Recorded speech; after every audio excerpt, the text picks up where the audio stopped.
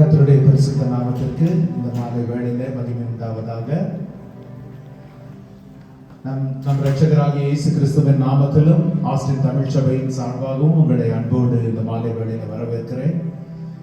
நம்முடைய பல குடும்பங்கள் பயணப்பட்டு கொண்டிருந்தாலும் இன்னும் குடும்பங்கள் வந்து கொண்டிருக்கிறாங்க. ஏன்னா சில நேரங்களில் நாம் நினைக்கிறோம் ஒரு விதமாய் சேம் டே வெள்ளிக்கிழமை பைபிள் ஸ்டடிக்கு திங்கிங் நிறைய ஃபேமிலிஸ் டிராவல் பண்றாங்க என்று இடங்கொள்ளாமல் போக மட்டும் கர்த்தர் கூட்டி வந்தார். அதான் நம்ம சங்கீதம் 68 நான் சொன்னேன் அன்று, ஆண்டவர் வசனம் தந்தார், அதை பிரசித்தப்படுத்துகிறவர்களின் கூட்டம் மிகுதி. சரியா? ஆண்டவர் வசனம் தந்தார், நாம் அந்த வசனத்திற்கு நாம் உண்மையா இருந்து அதை பிரசித்தப்படுத்தும் பொழுது பிரசித்தப்படுத்துகிற ஜனங்களை கர்த்தர் கூட்டி சேர்ப்பார். இந்த மாலை வேளையின் ஆராதனைக்கு நாம் கடந்து வருகிற பொழுது எரேமியா 9வது அதிகாரம் 23, 24 வசனங்களை வாசித்து நாம் இந்த மாலை ஆராதனையை துவங்குவோம். ஞானி தன் ஞானத்தை குறித்து மேன்மை பாராட்ட வேண்டாம், பராக்கிரமன் தன் பராக்கிரமத்தை குறித்து மேன்மை பாராட்ட வேண்டாம், ஐஸ்வர்யவான் தன் ஐஸ்வர்யத்தை குறித்து மேன்மை பாராட்ட வேண்டாம். மேன்மை பாராட்டுகிறவன் பூமியில கிருபையையும் நியாயத்தையும் நீதியையும் செய்கிற கர்த்தர் நான் என்று என்னை அறிந்து உணர்ந்திருக்கிறதை குறித்து மேன்மை பாராட்ட கடவன் என்று கர்த்தர் சொல்கிறார். இவைகளின் மேல் பிரியமாய் இருக்கிறேன் என்று கர்த்தர் சொல்கிறார். ஆமென். பாருங்க, ஞானத்தை குறித்தோ பராக்கிரமத்தை குறித்தோ அல்லது ஐஸ்வர்யத்தை குறித்தோ மேன்மை பாராட்டாத. என்னை அறிந்திருக்கிற இருதயத்தை நீ கொண்டிருக்கிறதுனால, என்னை அறிந்திருக்கிற அறிவை நீ பெற்றிருக்கிறதுனால, because you have the knowledge of knowing me as your Lord and Savior, அதை குறித்து be proud of that, அதை குறித்து மேன்மை பாராட்டு என்று கர்த்தர் சொல்கிறார். இந்த நாளில் நாம் எவ்வளவோ சிந்தைகளோடு இந்த இடத்துக்கு வந்திருக்கலாம். குறிப்பாய் உலகத்தின் காரியங்களை பார்க்கும் பொழுது எல்லாருக்கும் தெரியும், ஈரான் அண்ட் யுஎஸ் கான்ஃபிளிக்ட் தெரியும், Israel Gaza conflict, Israel Iran conflict எவ்வளவோ நடந்து கொண்டிருக்கிறது. நாம் நினைக்கிறோம் சபைகள் நம்முடைய ஞானத்தினாலே, வேத ஞானத்தினாலே, நம்முடைய அபிஷேகத்தினாலே, நம்முடைய நடத்துதலினாலே சபைகள் இங்கே பெருகுகிறது என்று நாம் நினைத்துக் கொண்டிருக்கிறோம். இன்றைக்கு உலகத்துல ஃபாஸ்டஸ்ட் growing church எங்க தெரியுமா? It's in Iran. ஈரான்ல தான் இன்றைக்கு the fastest growing churches in the world are in Iran. அது மாத்திரம் இல்ல, ஒரு விசேஷம் என்ன தெரியுமா? Most of the churches in Iran are led by women, not by men. Because men lead பண்ணாலே they'll be arrested and they'll be thrown into, it's much easier to அந்த மாதிரி. ஆனா பாருங்க, பல சபைகள் இன்று பெண்களால அங்க நடத்தப்பட்டு கொண்டிருக்கிறது. அதனால தேவ சமூகத்திற்கு நாம் வரும்போது கூட நம்முடைய ஞானமோ நம்முடைய பராக்கிரமோ நம்முடைய மேன்மையோ அல்ல. அவர் சொல்லுகிறார், அழகா இந்த வசனம் சொல்லுகிறது, கிருபையையும் நியாயத்தையும் நீதியையும் செய்கிற கர்த்தர் நானே என்று அறிகிறவர். எல்லாரும் கண்களை மூடி இயேசுபாட சொல்லுமா? உலகத்தின் சூழ்நிலைகள் எப்படி இருந்தாலும் ஆண்டவர் கிருபையையும் நீதியையும் நியாயத்தையும் செய்கிற கர்த்தர் நீர் என்பதை நான் அறிந்திருக்கிறேன், உணர்ந்திருக்கிறேன். சொல்லுமா அவர்கிட்ட, என் வாழ்வின் சூழ்நிலைகள் எப்படி இருந்தாலும், உலகத்தின் சூழ்நிலைகள் எப்படி இருந்தாலும், காரியங்களை நடப்பிக்கிறவர் கர்த்தர் நீர் ஆண்டவரே. அவரை அப்படி காரியங்களை நடப்பிக்கிற கர்த்தரை நான் அறிந்திருக்கிறதுனால அதை குறித்து நான் மேன்மை பாராட்டுகிறேன், நான் அசைக்கப்படுவதில்லைப்பா. இந்த நாளில் உங்களை சமூகத்திற்கு வந்திருக்கிற எங்களை விடுதலையோடு ஆராதிக்கிற ஒரு ஸ்லாக்கியத்தை நீர் கொடுத்திருக்கிறீர்கள்.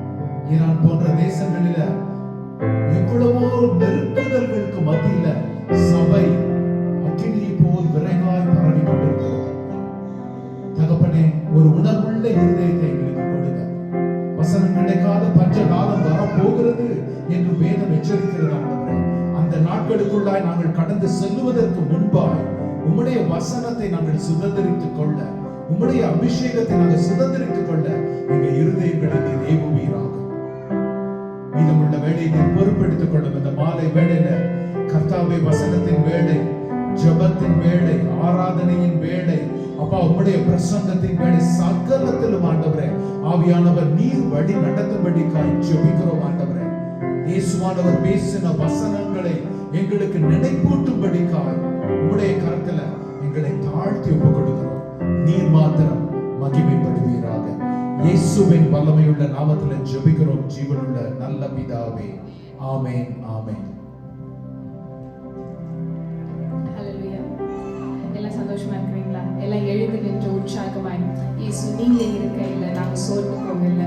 இப்போ பாஸ்டர் சொன்ன மாதிரி நிறைய விஷயங்கள் நடந்துட்டு இருக்கு உலகத்துல. ஆனா இயேசு நம்ம கூட இருக்கிறதுனால நம்ம எதை குறித்தும் கவலைப்பட வேண்டாம். ஆமென். எல்லாம் கரங்களை தட்டி உற்சாகமாக இயேசு நீங்க இருக்கையில நாங்க சோர்ந்து போவதில்லை. எல்லாம் பண்ணலாமா?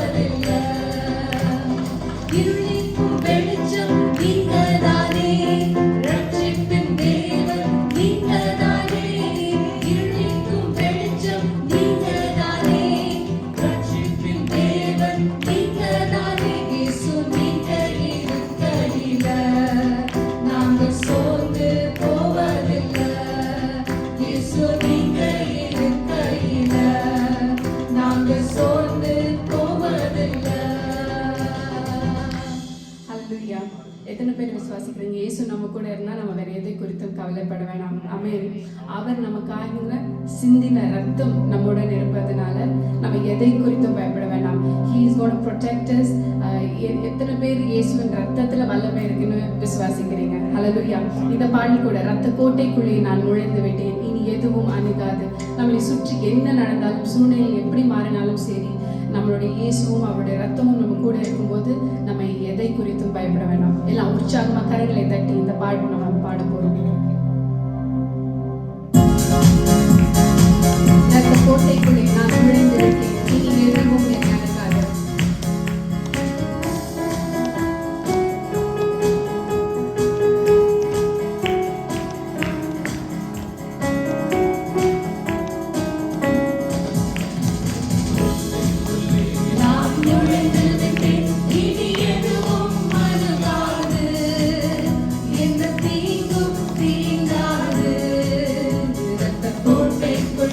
நான் நுழைந்து விட்டேன்.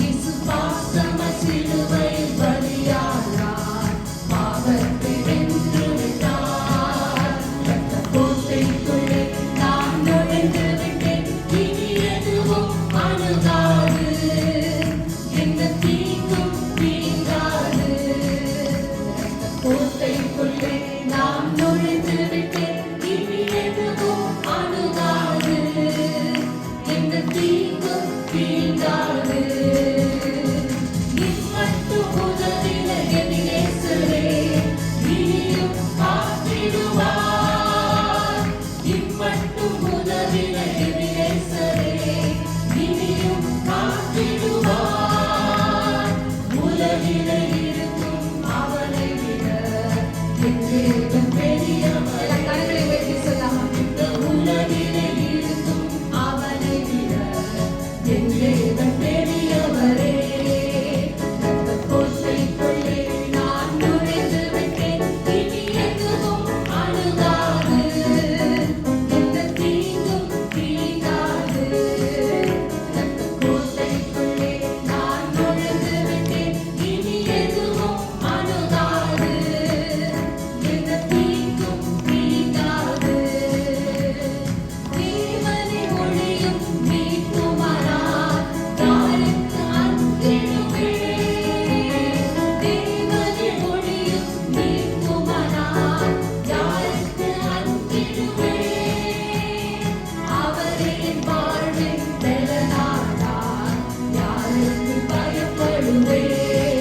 என் தேவன் அவரே என் வாழ்வின் பெலனானார், யாருக்கு பயப்படுவேன்? ரத்தக் கோட்டைக்குள்ளே நான் நுழைந்து விட்டேன், இனி எதுவும் அணுகாது, எந்த தீங்கும் தீண்டாது. ரத்தக் கோட்டைக்குள்ளே நான் நுழைந்து விட்டேன், இனி எதுவும் அணுகாது, எந்த தீங்கும் தீண்டாது. தாய் தன் பிள்ளை மறந்தாலும் மறவாத என் நேசரே. எத்தனை பேர் சொல்ல முடியும்? நம்ம எல்லா சூழ்நிலையிலும் மறவாத தேவனாய் இருக்கிறார். மறவாத என் நேசரே. ஆயனைப் போல நடத்துகிறீர், அபிஷேகம் செய்கின்றீர். என்னை ஆயனைப் போல நடத்துகிறீர், அபிஷேகம் செய்கின்றீர். ரத்தக் கோட்டைக்குள்ளே நான் நுழைந்து விட்டேன், இனி எதுவும் அணுகாது, எந்த தீங்கும் தீண்டாது. ரத்தக் கோட்டைக்குள்ளே நான் நுழைந்து விட்டேன், இனி எதுவும் அணுகாது, எந்த தீங்கும் தீண்டாது. மலைகள் குன்றுகள் விலகினாலும் மாறாத உம் கிருபை. மலைகள் குன்றுகள் விலகினாலும் மாறாத உம் கிருபை. அநாதி சிநேகத்தால் இழுத்துக் கொண்டீர், அணைத்து சேர்த்துக் கொண்டீர். என்னை அநாதி சிநேகத்தால் இழுத்துக் கொண்டீர், அணைத்து சேர்த்துக் கொண்டீர். ரத்தக் கோட்டைக்குள்ளே நான் நுழைந்து விட்டேன், இனி எதுவும் அணுகாது, எந்த தீங்கும் தீண்டாது. ரத்தக் கோட்டைக்குள்ளே நான் நுழைந்து விட்டேன், இனி எதுவும் அணுகாது, எந்த தீங்கும் தீண்டாது. ஆமா இயேசு சுவாமி, நீங்க எங்க கூட இருக்கிறதுனால நாங்க எதற்கும் பயப்பட வேண்டாம். எத்தனை பேர் சொல்றீங்க, உம்மை நம்பி வந்தேன், நான் வெட்கப்படல, உம் தயை என்னை கைவிடல? எத்தனை பேர் சொல்ல முடியும்? கர்த்தர் இம்மட்டுமாய் நம்மளை ரட்சித்தது முதல் இம்மட்டுமாய் அவர் நம்மளை எந்த சூழ்நிலையும் கைவிடாத தேவனா இருக்கிறார். மனிதர்கள் மறந்திருக்கலாம், நம்மளுடைய கூட இருந்தவங்க மறந்துருக்கலாம். போன பாட்டில் சொன்ன மாதிரி நம்மளுடைய பேரண்ட்ஸ் கூட சில டைம் அவங்க ஹெல்ப்லெஸ் சுச்சுவேஷனில் இருக்கலாம். ஆனால் நம்மை அழைத்த தேவன் உண்மையுள்ளவர். மட்டுமாய் எல்லா சூழ்நிலையிலும் அவர் நமக்கு உண்மையுள்ள தேவனாய், கைவிடாத தேவனாய், நம்மளுக்கு இரட்டத்தனைய ஆசீர்வாதத்தையும் எல்லா பிளெஸிங்ஸையும் அவர் கொடுக்கிற தேவனாய் இருக்கிறார். எல்லாம் உற்சாகமாய் உண்மை நம்பி வந்தேன், நான் வெட்கப்படலை என்று நம்ம விசுவாசத்தை அறிக்கை செய்யும்படியாய் இந்த பாடலை நாம் பாடுவோம்.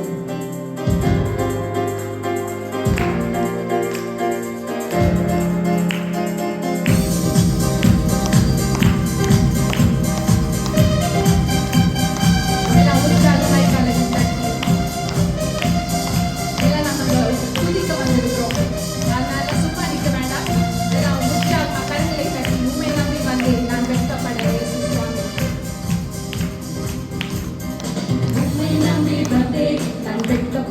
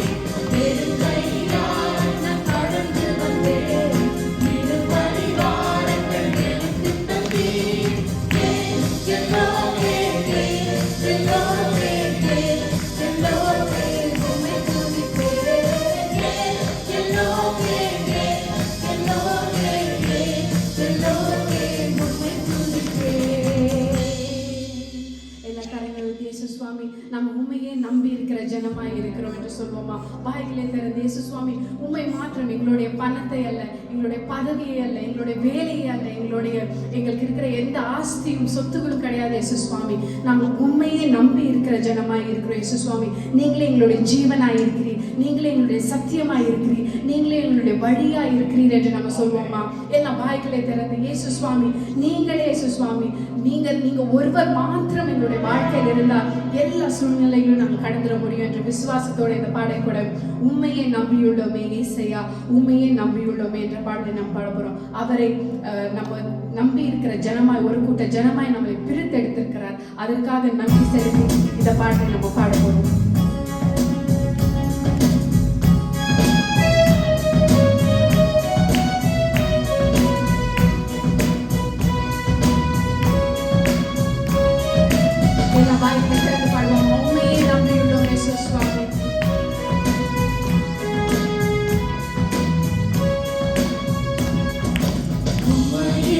நம்பியுள்ளோமே இயேசையா, உம்மையே நம்பியுள்ளோமே, உம்மையே நம்பியுள்ளோமே இயேசையா, உம்மையே நம்பியுள்ளோமே.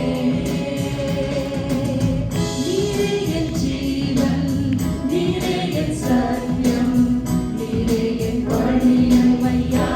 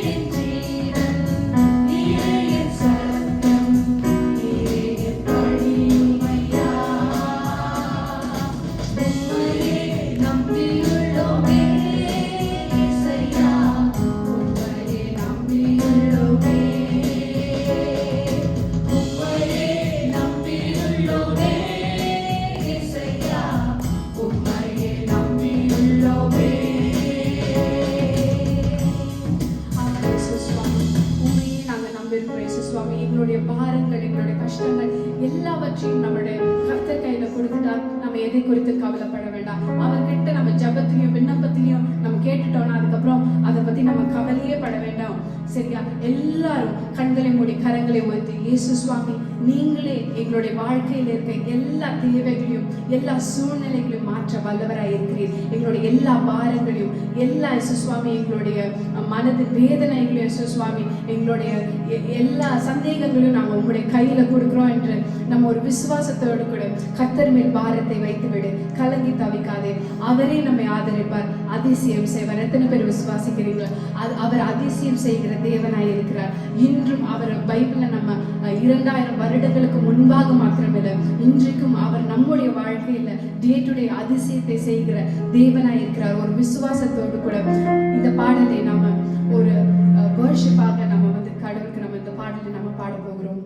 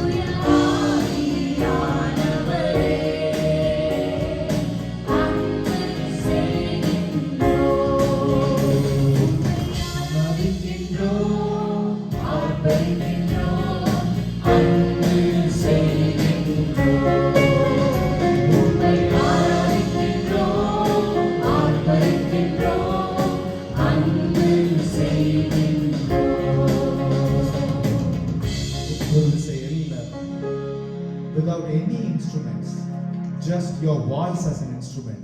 அந்த கோரஸ் மட்டும் பாடலாமா? பிதாவே ஆராதிக்கின்றோம், இயேசுவே ஆராதிக்கின்றோம், ஆவியானவரை அன்பு செய்கிறோம். எல்லா இருதயத்தின் ஆழத்திலிருந்து ஒரு அன்போடு கிறிஸ்துவின் அன்பு எங்களை நெருக்கி ஏவுகிறது என்று பவுல் அப்போஸ்தலர் சொல்லுகிறார். அந்த நெருக்கத்தினால இந்த இடத்துல வந்திருக்கிறீங்களா? இல்ல ஏதோ ஒரு சண்டே, ஏதோ ஒரு சர்வீஸ், இல்ல என்னுடைய ஃப்ரெண்ட்ஸை பார்க்கலாம், இல்ல ஒரு ஃபெலோஷிப்க்கு வந்துட்டு போகணும், அது நல்லா இருக்கும், இல்ல கிறிஸ்துவின் அன்பு நம்மை நெருக்கி ஏவினதுனால இந்த இடத்துல வந்திருக்கோம். எல்லாரும் குரல்களை ஒரு வாய் கூட மூடி இருக்க வேண்டாம், குரலை உயர்த்தி அந்த கோரஸ் மட்டும் பாடலாமா எல்லாரும்? பிதாவே ஆராதிக்கின்றோம், இயேசுவே ஆர்ப்பரிக்கின்றோம், ஆவியானவரே அன்பு செய்கிறோம். இன்னும் ஒரு செய்யலாம். பிதாவே ஆராதிக்கின்றோம், கரங்களை உயர்த்தி இயேசுவே ஆர்ப்பரிக்கின்றோம்,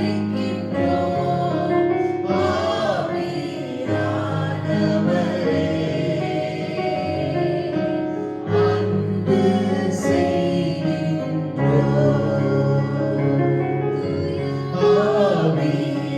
ஆவியானவரே அன்பு செய்கின்றோம்.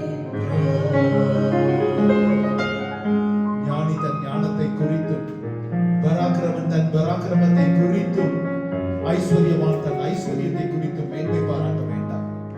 மேன்மை பாராட்டுகிறவன் பூமியில கிருபையையும் நியாயத்தையும் நீதியையும் செய்கிற கர்த்தரை அறிந்திருக்கிற அறிவை குறித்த இருதயத்தை குறித்தே மேன்மை பாராட்டுவான் என்று எரேமியாவில நாம் வாசிக்கிறோம். ஒரு முறை இன்றைக்கு நம்ம எல்லாரும் நியூஸ் பார்த்திருப்பீங்க, இந்த ஈரான் கான்ஃபிளிக்ட் பார்த்திருப்பீங்க. the fastest growing churches in the world ஈரான்ல தான் இருக்கிறது. ஆமென். கர்த்தர் அதிசயமான காரியங்களை, இங்கே ஒரு சர்ச் இன்னைக்கு வளர்கிறதோ இல்ல வேறு பல இடங்கள்ல வளர்கிறதோ சாதாரணமா இருக்கலாம், ஆனால் அசாத்தியங்களை செய்கிறவர் தேவன். ஆமென். ஈரான்ல the fastest growing churches இன்னைக்கு அங்கே தான் இருக்கு. அதுவும் because of the persecution, most of the churches are led by women. பெண்கள் லீட் பண்றாங்க நிறைய churches. ஒரு முறை இங்க இருந்து சென்ற ஒருவர் அவர்களிடத்துல கேட்கும் பொழுது, எப்படி நீங்க இங்க ஒரு செமினரி கிடையாது, இங்க ஒரு தியாலஜி ஸ்கூல் கிடையாது, இங்க பெரிய பெரிய ஃபேமஸான ஊழியக்காரங்க கிடையாது, நீங்க எப்படி நீங்க எந்த ஒரு அடிப்படையில அடித்தளத்துல நீங்கள் ஆராதிக்கிறீங்க என்று கேட்ட பொழுது அந்த பெண் அழகாய் சொன்னாங்க, எங்களுக்கு அறியாத காரியங்களை குறித்து கேள்வி இல்லை, அறிந்த இயேசுவை குறித்து கேள்விகள் உண்டு. நாங்க அவரை கண்டுகொள்ளும்படிக்காய் அவருடைய வசனத்தை பற்றிக் கொள்கிறோம், அது ஒன்றுதான் எங்களுக்கு அடித்தளம் என்று அந்த பெண் சொன்னார். இன்றைக்கு பிரியமானவர்களே, நாம் நமக்கு கொடுத்திருக்கிற இந்த ஸ்லாக்கியத்தை அற்பமா எண்ணுகிறோமோ? நாங்க எங்களுக்கு எத்தனை சர்ச்சஸ் இருக்கு, எத்தனை ஃபேமஸ் பிரீச்சர்ஸ் இருக்கிறாங்க, எத்தனை விதமான பிரசங்கங்கள் இருக்கு, யூடியூப்ல கேட்கலாம், எங்க வேணா கேட்கலாம். Do we take the church for granted? சபை கூடி வருகிறதை தள்ளிவிட வேண்டாம் என்று அந்த நாட்களிலேயே எச்சரிக்கப்பட்டது. இந்த நாள்லையும் பாருங்க, அந்த எச்சரிப்பை கொடுக்க வேண்டிய ஒரு காலகட்டத்துக்கு நாம் தள்ளப்பட்டிருக்கிறோம். Are we taking the church for granted? வசனம் கிடைக்காத பஞ்ச காலம், கொடிய காலம் ஒன்று வரும் என்று வசனம் நமக்கு எச்சரிக்கிறது. அவரை நோக்கி பார்ப்போமா? அப்பா, உம்முடைய அன்பு என்னை நெருக்கி ஏவுகிறது ஆண்டவரே. அந்த அன்பினாலே நான் செய்யாத காரியங்கள் யாவும் பாவமே, அது ஆராதனை உட்பட.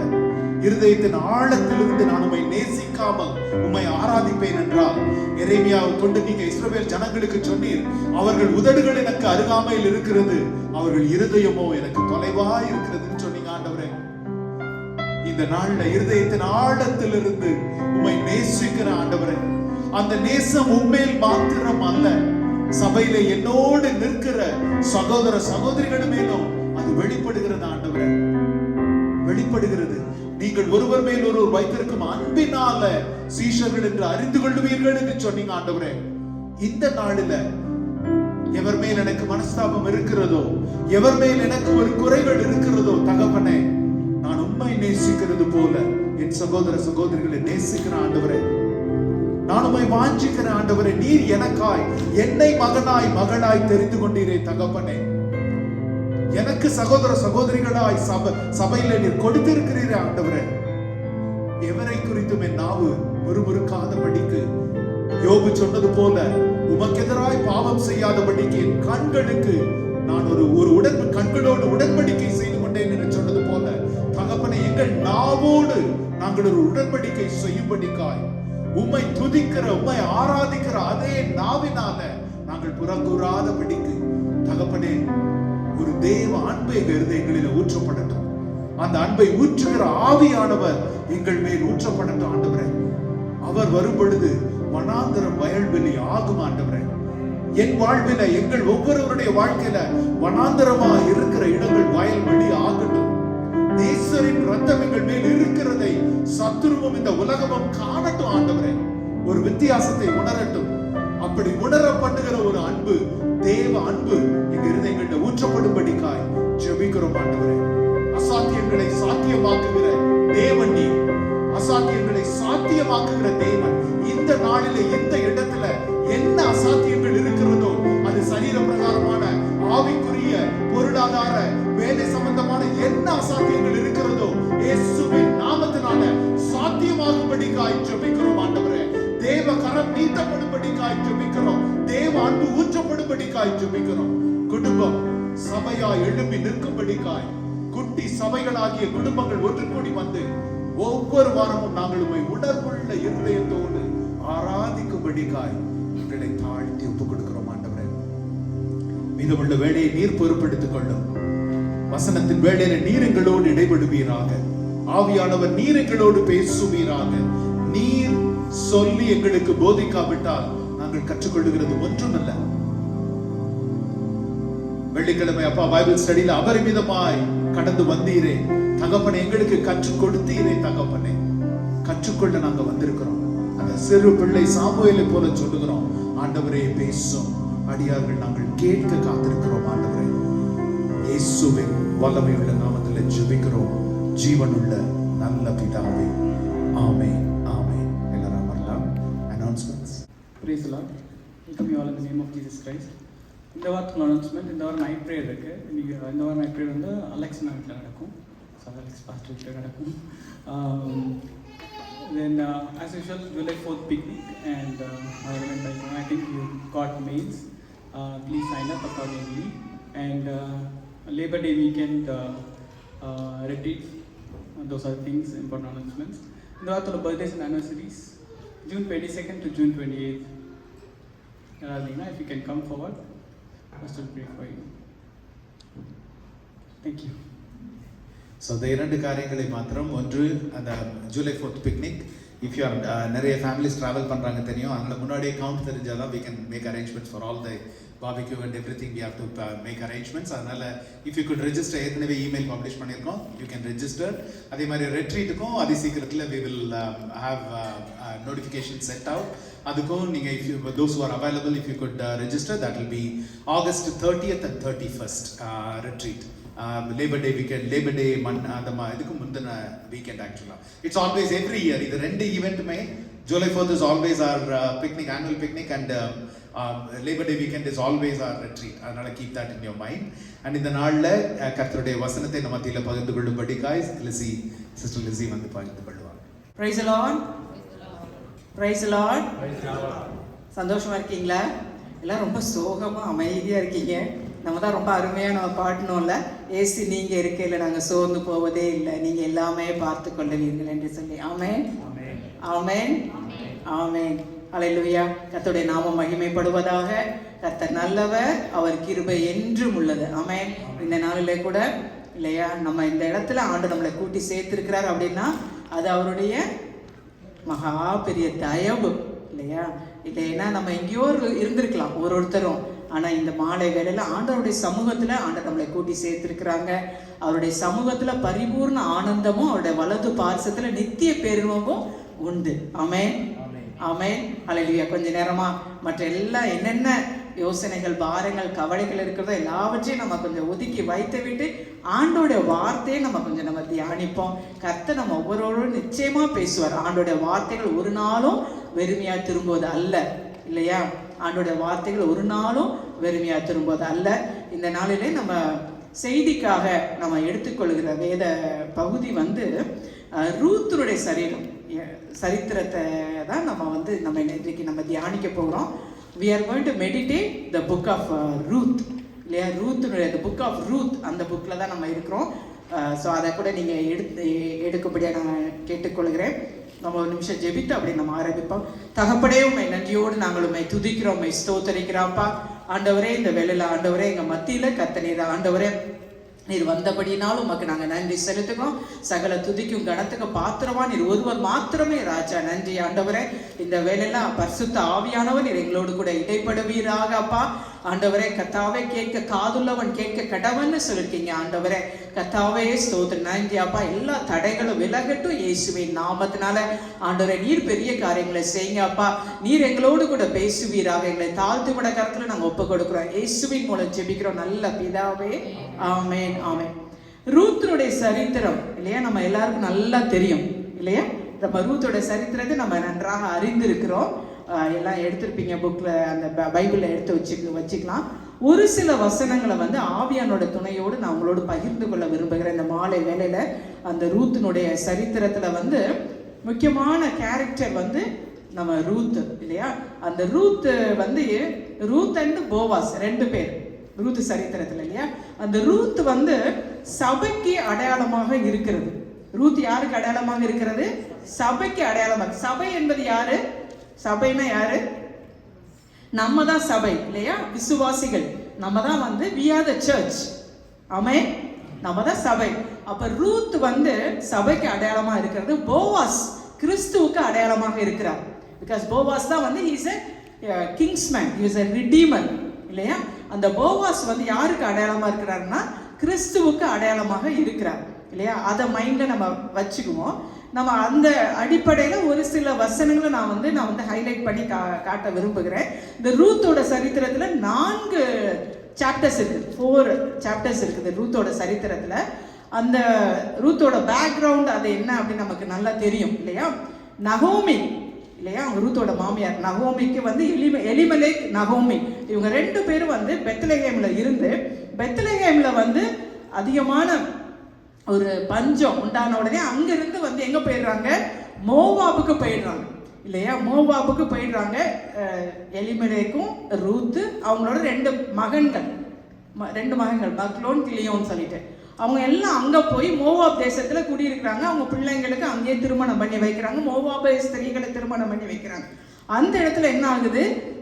ரூத்தோட கணவர் அவங்க 2 மகன்கள் 3 பேருமே இறந்து போயிடுறாங்க. இப்போ 3 விடோஸ் தான் இருக்காங்க இல்லையா? ரூத்து அவங்களோட 2 மருமக்கள் மார். அப்போ அந்த சூழ்நிலையில என்னன்னா பெத்லெஹேம்ல தேவன் வந்து தன்னோட ஜனங்களை சந்தித்து அவர்களுக்கு போஜனம் கொடுக்கிறார், ஆகாரம் கொடுக்கிறார் என்பதை வந்து நகோமி கேள்விப்படுகிறாங்க. அவருடைய சொந்த தேசமாகிய பெத்லெஹேம்ல வந்து ஆண்டவர் சந்தித்து, ஏன் அவங்க பஞ்சத்துக்குள்ள போனாங்க அப்படின்னா வந்து அவங்களுடைய மீறல்கள் படி. ஏன்னா பெத்லெஹேம் வந்து எருசலேம்ல இருக்கு. அவங்க யாருடைய ஜனங்கள்? கர்த்தருடைய ஜனங்கள். ஆனா அவங்களுடைய மீறுதல்கள், அவங்களுடைய பாவத்தினால கர்த்தருடைய கோபாக்கினை அவங்க மேல வந்தனால அவங்க பஞ்சம் வந்துச்சு.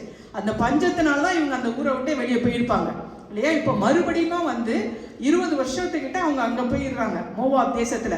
அங்கிருந்து திரும்பி அங்க வந்து 3 பேர் மரித்து போயிடுறாங்க. நகோமியோட ஹஸ்பண்ட், மகன்கள் எல்லாம் வந்து அவங்க எல்லாம் மரித்து போயிடுறாங்க.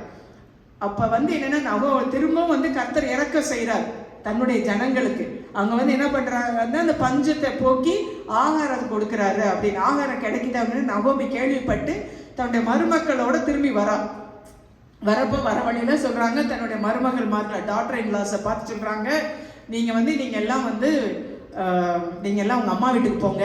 நீங்க அங்க போய் வந்து நீங்க திரும்ப உங்க தாய் வீட்டை வேற யாராவது கல்யாணம் பண்ணிட்டு நீங்க நல்லா இருங்க, என் கூட வராதிங்க, நீங்க போங்க அப்படின்னா. இல்லை நாங்க உங்க கூட தான் வருவோம்னு சொல்றாங்க. 2 மருமகள்மார்களும் ரொம்ப நல்ல பெண்களாக இருக்கிறாங்க. அப்படிப்பட்ட மருமகளை இந்த காலத்துல நம்மளால பார்க்க முடியறது இல்லை இல்லையா? ஸோ எல்லாருமே வந்து நம்ம அப்படி ஜெபிக்கணும், நமக்கு வந்து நல்ல மருமகள்கள் ரூத்தை போட்டு கிடைக்கணும்னு சொல்லிட்டு நம்ம எல்லாருமே நம்ம ஜெபம் பண்றோம்.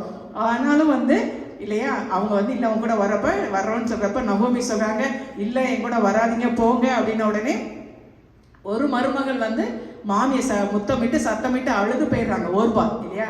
ஆனா ரூத் வந்து விடாம தன்னுடைய மாமியாரை பற்றி கொண்டாள் என்று சொல்லி வேதம் சொல்லுகிறது.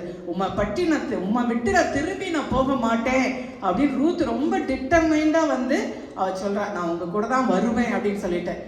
உண்மையிலே வந்து பாத்தீங்கன்னா அது வயசான ஒரு அம்மா இல்லையா. அந்த இவ வந்து மோவாபிய பெண்கள் வந்து மோவாப் வந்து தேர் ஜென்டைல்ஸ், அவங்க வந்து ஆண்டவர் அறியாதவங்க மோவாபியர் இல்லையா. அவளுக்கு வந்து இந்த ரூத்து போற இடம், அவங்க தேசம் என்ன ஜனங்கள் எதுவுமே தெரியாது அவளுக்கு. ஆனாலும் அவ வந்து என்ன சொல்றா, நான் உம்மை விட்டு போகிறத குறித்து எங்ககிட்ட நீ பேச வேண்டாம் அப்படின்னு சொல்லிட்டு ரூத் எடுத்த முடிவு வந்து பாத்தீங்கன்னா இட்ஸ் அ ஹிஸ்டரி இல்லையா. ரூத் எடுத்த டெசிஷன் வந்து என்னன்னா அவளோட சரித்திரத்தையே மாற்றினது என்பதை என்று நம்ம அறிந்திருக்கிறோம். அந்த ரூத் புஸ்தகம் 1 அதிகாரம் 16வது வசனத்தை யாராவது வாசிக்கும்படி கேட்டுக்கொள்கிறேன். Ruth chapter 1 verse 16.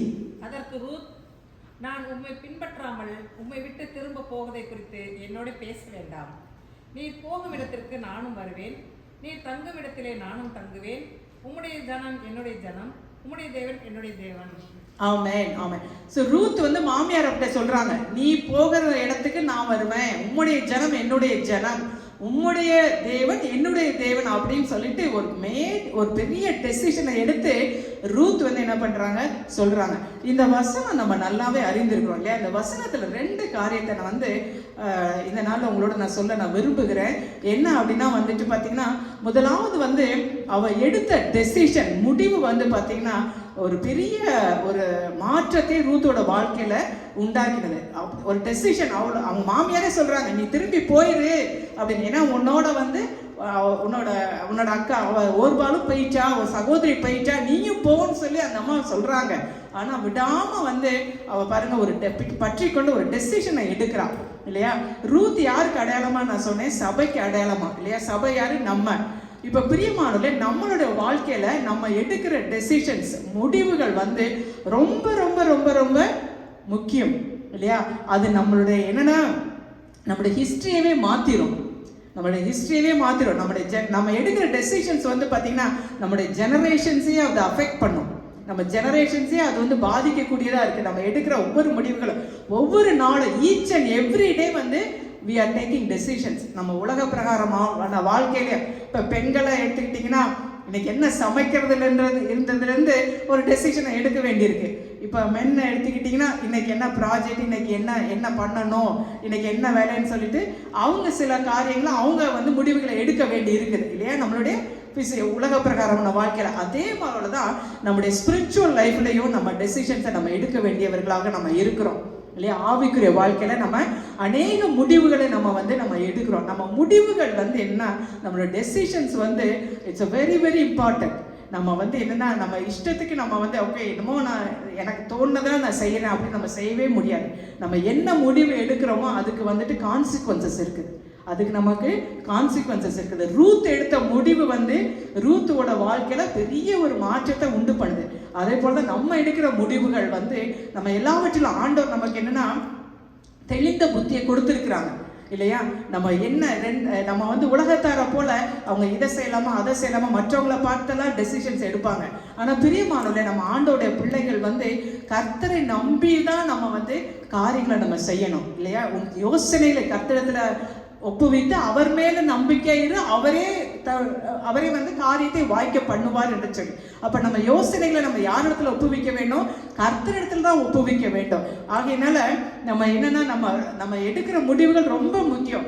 இருமனம் உள்ளவன் தன் வழிகளிலெல்லாம் நிலையற்றவனா இருக்கிறான்னு வேதம் சொல்லுகிறது இல்ல. இதை செய்யலாமா அதை செய்யலாமா, இங்க போகலாமா அங்க போகலாமா, இல்ல இவங்க இங்க போறாங்க இவங்க அங்க போறாங்க, அவங்க இதை சொல்றாங்க இவங்க இதை சொல்றாங்கன்னு சொல்லிட்டு நம்ம 2 மனம் உள்ளவர்களாக நம்ம வாழவே முடியாது இல்லையா. எளிய தீர்க்கதரிசி சொல்றார், கர்த்தர் தெய்வமான கர்த்தரை வழிபடுங்க, பாகால் தெய்வமான பாகால வழிபடுங்க, எந்த மட்டும் குந்தி குந்தி நடப்பீங்க அப்படின்னு எளிய தீர்க்கதரிசி சொல்றார் இல்லையா. ஒண்ணு நீ கர்த்தர்கிட்ட வா, இல்லைன்னா நீ வந்து போயிடு, நீ வந்து அப்படின்னு அவர் சொல்றாரு. பிரியமான ஆண்டவரை இயேசு கிறிஸ்து அதான் சொன்னாங்க, 2 எஜமானுக்கு நம்ம ஊழியம் செய்யவே முடியாது. ஒருவனை பகைத்து மற்றவனை சிநேகிப்பான், ஒருவனை பற்றி கொண்டு மற்றவனை அசட்டை பண்ணுவான். தேவனுக்கும் உலக பொருளுக்கும் உங்களால ஊழியம் செய்யவே முடியாது அப்படின்னு சொல்லி ஆண்டவர் இயேசு சொல்லியிருக்கிறாங்க இல்லையா? பிரியமானவர்களே, நம்ம எடுக்கிற முடிவுகள் யாரை பிரியப்படுத்துகிறதா இருக்கிறது? மனுஷரை நம்ம பிரியப்படுத்தி கொண்டிருக்கிறோமா, இல்லை நம்ம கர்த்தரை பிரியப்படுத்தி கொண்டிருக்கிறோமா இல்லையா? நம்ம தான் வந்து முடிவு எடுக்கணும். நிறைய பேர் வந்து என்னன்னா எமோஷ்னலாக நிறைய டெசிஷன்ஸை எடுப்பாங்க, எமோஷ்னலாக நிறைய காரியங்களை செய்வாங்க இல்லையா? ஆனால் பிரியமானவர்களே, நம்ம ஆண்டவருடைய பிள்ளைங்க அப்படி எமோஷ்னலாக எந்த டெசிஷனையும் எடுக்கக்கூடாது. ஆண்டவருடைய பிள்ளைகள் வந்து ஆண்டவருக்கு பிரியமான தீர்மானங்களை நம்ம வாழ்க்கையில் நம்ம எடுக்க வேண்டியது அவசியமாக இருக்கிறது. ஆமென். அது ஒரு காரியம். இந்த வசனத்தில் இன்னொரு காரியம் என்ன என்று சொல்லி பார்த்தா, அவங்க ரூத் என்ன சொல்றாங்கன்னா, உம்முடைய ஜனம் என்னுடைய ஜனம், உம்முடைய தேவன் என்னுடைய தேவன் அப்படின்னு சொல்லிட்டு சொல்றாங்க இல்லையா? அப்ப வந்து பாருங்க, அவ தன்னை வந்து தேவ ஜனங்களோடு ஐக்கியப்படுத்திக் கொள்ள விரும்புகிறாள் இல்லையா? அவ வந்து புறஜாதி பெண்ணா இருந்தாலும் அவ திருமணம் முடித்தது வந்து தெய்வ கர்த்தருடைய பிள்ளைய மகனை திருமணம் முடித்தனால தன்னுடைய தெய்வம், தன்னுடைய ஜனம், இனம் எல்லாத்தையும் விட்டுட்டு அவ வந்து இந்த ஜனம் வந்து கர்த்தருடைய ஜனம், அவங்களோடு நான் போய் நான் வந்து ஐக்கியமா இருப்பேன், அவங்களுடைய தேவனை தான் நான் என்னோட தெய்வமும் வழிபடுவேன்னு சொல்லி ஒரு முடிவை எடுக்கிறான் இல்லையா? பிரியமான இதுல ஒரு காரியம் அடங்கி இருக்கிறது என்னன்னா, நம்மளுடைய ஐக்கியம், நம்முடைய ஃபெல்லோஷிப் இல்லையா, யாரு கூட இருக்கிறது அப்படின்றது கூட நம்ம வந்து கவனம் செலுத்த. உம்முடைய ஜனம் என்னுடைய ஜனம் அப்படின்னு அவ சொல்றா இல்லையா? அப்ப நம்மளுடைய ஐக்கியம் யாரோடு கூட இருக்கிறது? சபையாகிய நம்ம, சபை மக்களாகிய நம்ம வந்து யாரோட நம்ம பழகி கொண்டிருக்கிறோம், யாரோட நம்ம ஃபெல்லோஷிப் கொண்டிருக்கிறோம் அப்படின்றது வந்து முக்கியமான ஒரு காரியம். எல்லாம் நல்லா தான் பழகுறாங்க, நல்லா தான் இருக்கிறாங்க, நல்லா தான் பேசுறாங்க அப்படின்னு சொல்லிட்டு நம்ம எல்லாரும் கூட போய் ஐக்கியமுடையவர்களாக இருக்கவே முடியாது இல்லையா? ஐக்கியமுடையவர்களாக இருக்கவே முடியாது. ஆண்டவருடைய பிள்ளைகளோட இல்லையா? அந்த உலகத்துக்கும் நமக்கும் வந்து நிறைய வித்தியாசங்கள் இருக்கு. உலக மக்களோடு போய் நம்ம வந்து we can have friendship but we cannot have fellowship. அவன் அப்போ இந்த உலகத்தார் கூட நம்ம வந்து நம்ம ஃப்ரெண்ட்ஷிப் வச்சுக்கலாம், ஆனால் ஃபெல்லோஷிப் அப்படின்றது ஒரு நெருங்கிய உறவு இல்லையா? அடிக்கடி மீட் பண்ணுறது. இப்போ நம்ம உலக மக்களோட போய் சேர்ந்துக்கிட்டு அடிக்கடி நம்ம மீட் பண்ணிக்கிட்டே இருந்தோம்னு வச்சுக்கோங்க, பாட்லக்கு இப்படி உலகத்தை குறித்தான காரியத்தையும் அவங்க பேசிக்கொண்டிருப்பாங்க. ஆனால் வந்து நம்ம என்னென்னா ஆண்டோட பிள்ளைங்க யாரோட ஐக்கியம் வைக்கிறோம் அப்படின்றது ரொம்ப முக்கியம். நம்மளோட ஃப்ரெண்ட்ஷிப் வந்து நம்மளோட ஃபெல்லோஷிப் யாரு கூட இருக்குது அப்படின்றதுல நம்ம ரொம்ப கவனம் செலுத்த வேண்டியதாக இருக்கிறது. 2 கொரிந்தியர் 6ஆம் அதிகாரத்தில் கர்த்தர் என்ன சொல்றாரு அப்படின்னா, கர்த்தருடைய வார்த்தையில சொல்லப்பட்டிருக்கிறது 2 கொரிந்தியர் 6ஆம் அதிகாரத்துல 14ல இருந்து வாசித்தோம்னா, கிறிஸ்துவுக்கு பேலியாளுக்கும் இசைவேது, அவிசுவாசியுடனே விசுவாசிக்கு பங்கேது அப்படின்னு சொல்லப்படுது. தேவனுடைய பிள்ளைகளுக்கும் அவிசுவாசிகளுக்கும் விசுவாசிக்கும் பங்கேது. ஒளிக்கும் இருளுக்கும் சம்பந்தம் இல்லை, நீதிக்கும் அநீதிக்கும் சம்பந்தம் இல்லை, கிறிஸ்துவுக்கும் பேலியாளுக்கும் இசைவு கிடையாது இல்லையா? அப்ப நம்ம வந்து ஒளியின் பிள்ளைகளாக இருக்கிறோம், நம்ம வெளிச்சத்தின் பிள்ளைகளாக இருக்கிறோம். அப்ப நமக்கும் உலகத்துல உள்ள உலக ஜனங்களுக்கும் வந்து என்ன கிடையாது, சம்பந்தம் கிடையாது. அவங்களோட போய் நம்ம கலக்க முடியாது, அவங்களோட போய் ரொம்ப நேரத்தை நம்ம ஸ்பெண்ட் பண்ணிக்கிட்டு உட்காந்துருந்தோம்னா அவங்கள போல நம்மளும் மாறி விடுவோம் இல்லையா? அப்ப நம்மளுடைய ஐக்கியம் வந்து ஆண்டவர் என்ன சொல்றாருன்னா, அந்த தொடர்ந்து இந்த 2 கொரிந்தியர் நீங்க வீட்டுல போய் வாசிச்சு பாருங்க. 2 கொரிந்தியர் 6ஆம் அதிகாரம் 14ஆம் வசனத்தை தொடர்ந்து வாசிச்சோம்னா ஆண்டவர் சொல்றாரு, அவங்கள விட்டு நீங்க பிரிந்து போங்க, அசுத்தமானதெல்லாம் நீங்க தொடாதீங்க, நான் உங்களுடைய தேவனா இருப்பேன், நீங்க உங்களுடைய ஜனங்களா இருப்பீங்க அப்படின்னு கர்த்தர் சொல்றாரு. ஆமென். அப்ப நம்ம வந்து உலக மக்களோடு ஒரு பிரித்தெடுக்கப்பட்ட வாழ்க்கை தான் நம்ம வாழணும் இல்லையா? ஒரு பிரித்தெடுக்கப்பட்ட வாழ்க்கை, we are set apart இல்லை? நம்ம வந்து உலக மக்களோடு நம்ம போய் ரொம்ப கலக்க முடியாது. ஆண்டவருடைய பிள்ளைகளோடு தான் நம்மளுடைய ஐக்கியம் இருக்கணும். 1 யோவான் 1 அதிகாரத்துல 3ஆம் வசனத்துல அப்போஸ்தலன் யோவான் சொல்லுவாரு, எங்களுடைய ஐக்கியம் வந்து பிதாவாகிய தேவனோடு அவருடைய குமாரனாகிய இயேசுவோடு தான் எங்களோட ஐக்கியம் இருக்கிறது, உங்களோட ஐக்கியம் யாரோடு அப்படின்னு சொல்லி அவர் கேட்பார் இல்லையா? அப்ப அவர் சொல்றாரு, என்னோட ஐக்கியம், என்னோட ஃபெல்லோஷிப் வந்து ஆண்டவரோடு அவருடைய குமாரனாகிய இயேசுவோடு தான் எங்களோட ஃபெல்லோஷிப் இருக்கு, உங்களோட ஐக்கியம் யாரு கூட இருக்குது அப்படின்னு சொல்லிட்டு கேட்குறா. பிரியமான இன்றைக்கு நம்மளோட ஐக்கியம் யாரு கூட இருக்கு? நம்ம யார் கூட ரொம்ப நேரம் நம்ம ஸ்பெண்ட் பண்ணிட்டு இருக்கிறோம்? முதலாவது ஆண்டவரோட அதிகமான நேரம் நம்ம ஸ்பெண்ட் பண்ணணும். இன்னைக்கு பாருங்க, எல்லாரும் பிஸின்னு சொல்லிட்டு இன்னைக்கு பைபிள் படிக்கிறதுக்கு டைம் கிடையாது யாருக்குமே. அப்புறம் எதுக்கு டைம் கிடையாது, ப்ரேயர் பண்றதுக்கு டைமே கிடையாது இல்லையா? அப்புறம் வந்து நம்ம புலம்பிகிட்டே இருக்கோம், ஐயோ எனக்கு இவ்வளோ கஷ்டம், இப்படி பிரச்சனை, இந்த பிரச்சனை, அந்த பிரச்சனை அப்படின்னு சொல்லி அப்படியே நம்ம ஓடிக்கிட்டு இருக்கோம் இல்லையா? நம்மளுடைய ஐக்கியம் எப்போதும் இல்லையா அழகா அதிகமாக நம்ம பழைய ஏற்பாடு ஆதி அப்லாசி நோவா வந்து தேவனோடு சஞ்சரித்து கொண்டிருந்தான் ஏனோக்கும் தேவனோடு சஞ்சரித்து கொண்டிருந்தான் என்று சொல்லி இல்லையா. அப்படி பிரியமான நம்முடைய இல்லையா, நம்ம யாரு கூட நம்ம சஞ்சரித்து கொண்டிருக்கிறோம்.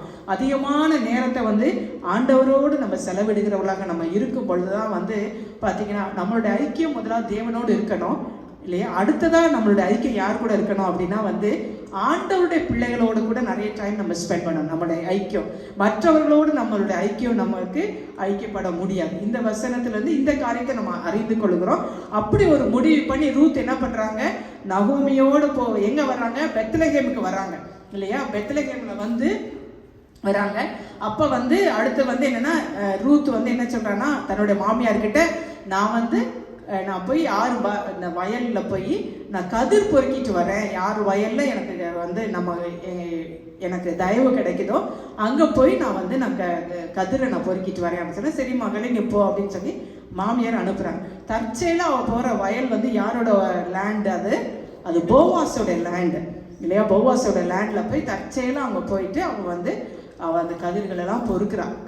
ஏன்னா அவளும் இந்த புதிய தேசம், அவளும் சாப்பிடணும், அவங்க மாமியாரும் சாப்பிடணும், அவள் வேலை பண்ணால் தான் சாப்பிட முடியும். அதனால் வந்து கதிர் பொறுக்கிட்டு இருக்கப்ப அப்போ போவாஸ் வராரு. போவாஸ் கேட்குறாரு இவ யாருன்னு கேட்குறப்ப போவாஸ் யாருக்கு அடையாளம்னு நான் சொன்னேன், கிறிஸ்துவுக்கு அடையாளம்னு சொன்னேன் இல்லையா. அப்போ கிறிஸ்துவுக்கு அடையாளம்னு சொன்னேன். போவாஸ் வந்து கேட்குறாரு தன்னுடைய அங்கே இருக்கிறவங்கள்ட்ட என்னன்னா வந்து இந்த பெண் யார் அப்படின்னோடனே இவன் வந்து மோவாபிய ஸ்திரீ, அவன் வந்து தன்னுடைய மாமியார் கூட தன்னுடைய ஜனத்தை விட்டுட்டு மாமியார் கூட இந்த தேசத்துக்கு வந்திருக்கிறா அப்படின்னு சொல்லிட்டு ரூத்தை பற்றி வந்து சொல்கிறாங்க போவாஸ்.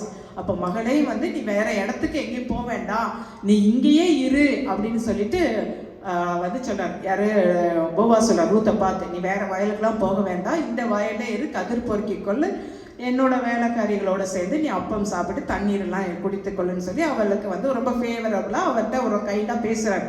அப்போ உடனே சொல்ல நான் புறஜாதியாராக இருக்கிறப்ப வந்து எதனால எனக்கு உங்களுடைய கண்களில் தயவு கிடைத்தது அப்படின்னு வந்துட்டு அவர் சொல்லுவாள். அப்போ வந்து போவாஸ் வந்து அழகாக ஒரு காரியத்தை சொல்லுவார். ரூத்து புஸ்தகம் 2ஆம் அதிகாரம் 12ஆம் வசனம். ரூத்து செய்யத்தக்க பலனை கர்த்தர் கட்டளையிடுவாராக. இஸ்ரவேலின் தேவனாகிய கர்த்தருடைய செட்டைகளின் கீழ் அடைக்கலமாய் வந்த உனக்கு அவராலே நிறைவான பலன் கிடைப்பதாக என்றான். ஆமென் ஆமென் ஆமென்.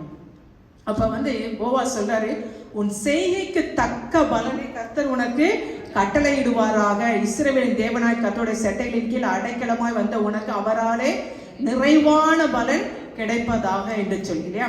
இந்த வசனத்துல 2 காரியத்தை நான் உங்களுக்கு சொல்ல விரும்புகிறேன். முதலாவது போவாஸ் என்ன சொல்றாரு, உன் செய்கைக்கு தக்க பலன் இல்லையா. அதை போல பிரியமான நம்முடைய ரூத்தோட செய்கை என்ன, அவ தன்னுடைய ஜனத்தை விட்டுட்டு அவ வந்து அந்த புதிய கர்த்தரோட பிள்ளைகளோட ஐக்கியம் கொள்ள வந்துட்டான். தன்னோட மாமியாரை தாயை போல் நேசிக்கிறான் இல்லையா. மாமியார் வயதானாலும் அவங்கள டேக் கேர் பண்ணணும், அவங்கள தனியாக விடக்கூடாதுன்னு சொல்லிட்டு அவங்கள டேக் கேர் பண்ணுறதுக்கு அவங்க கூட வர்றா இல்லையா.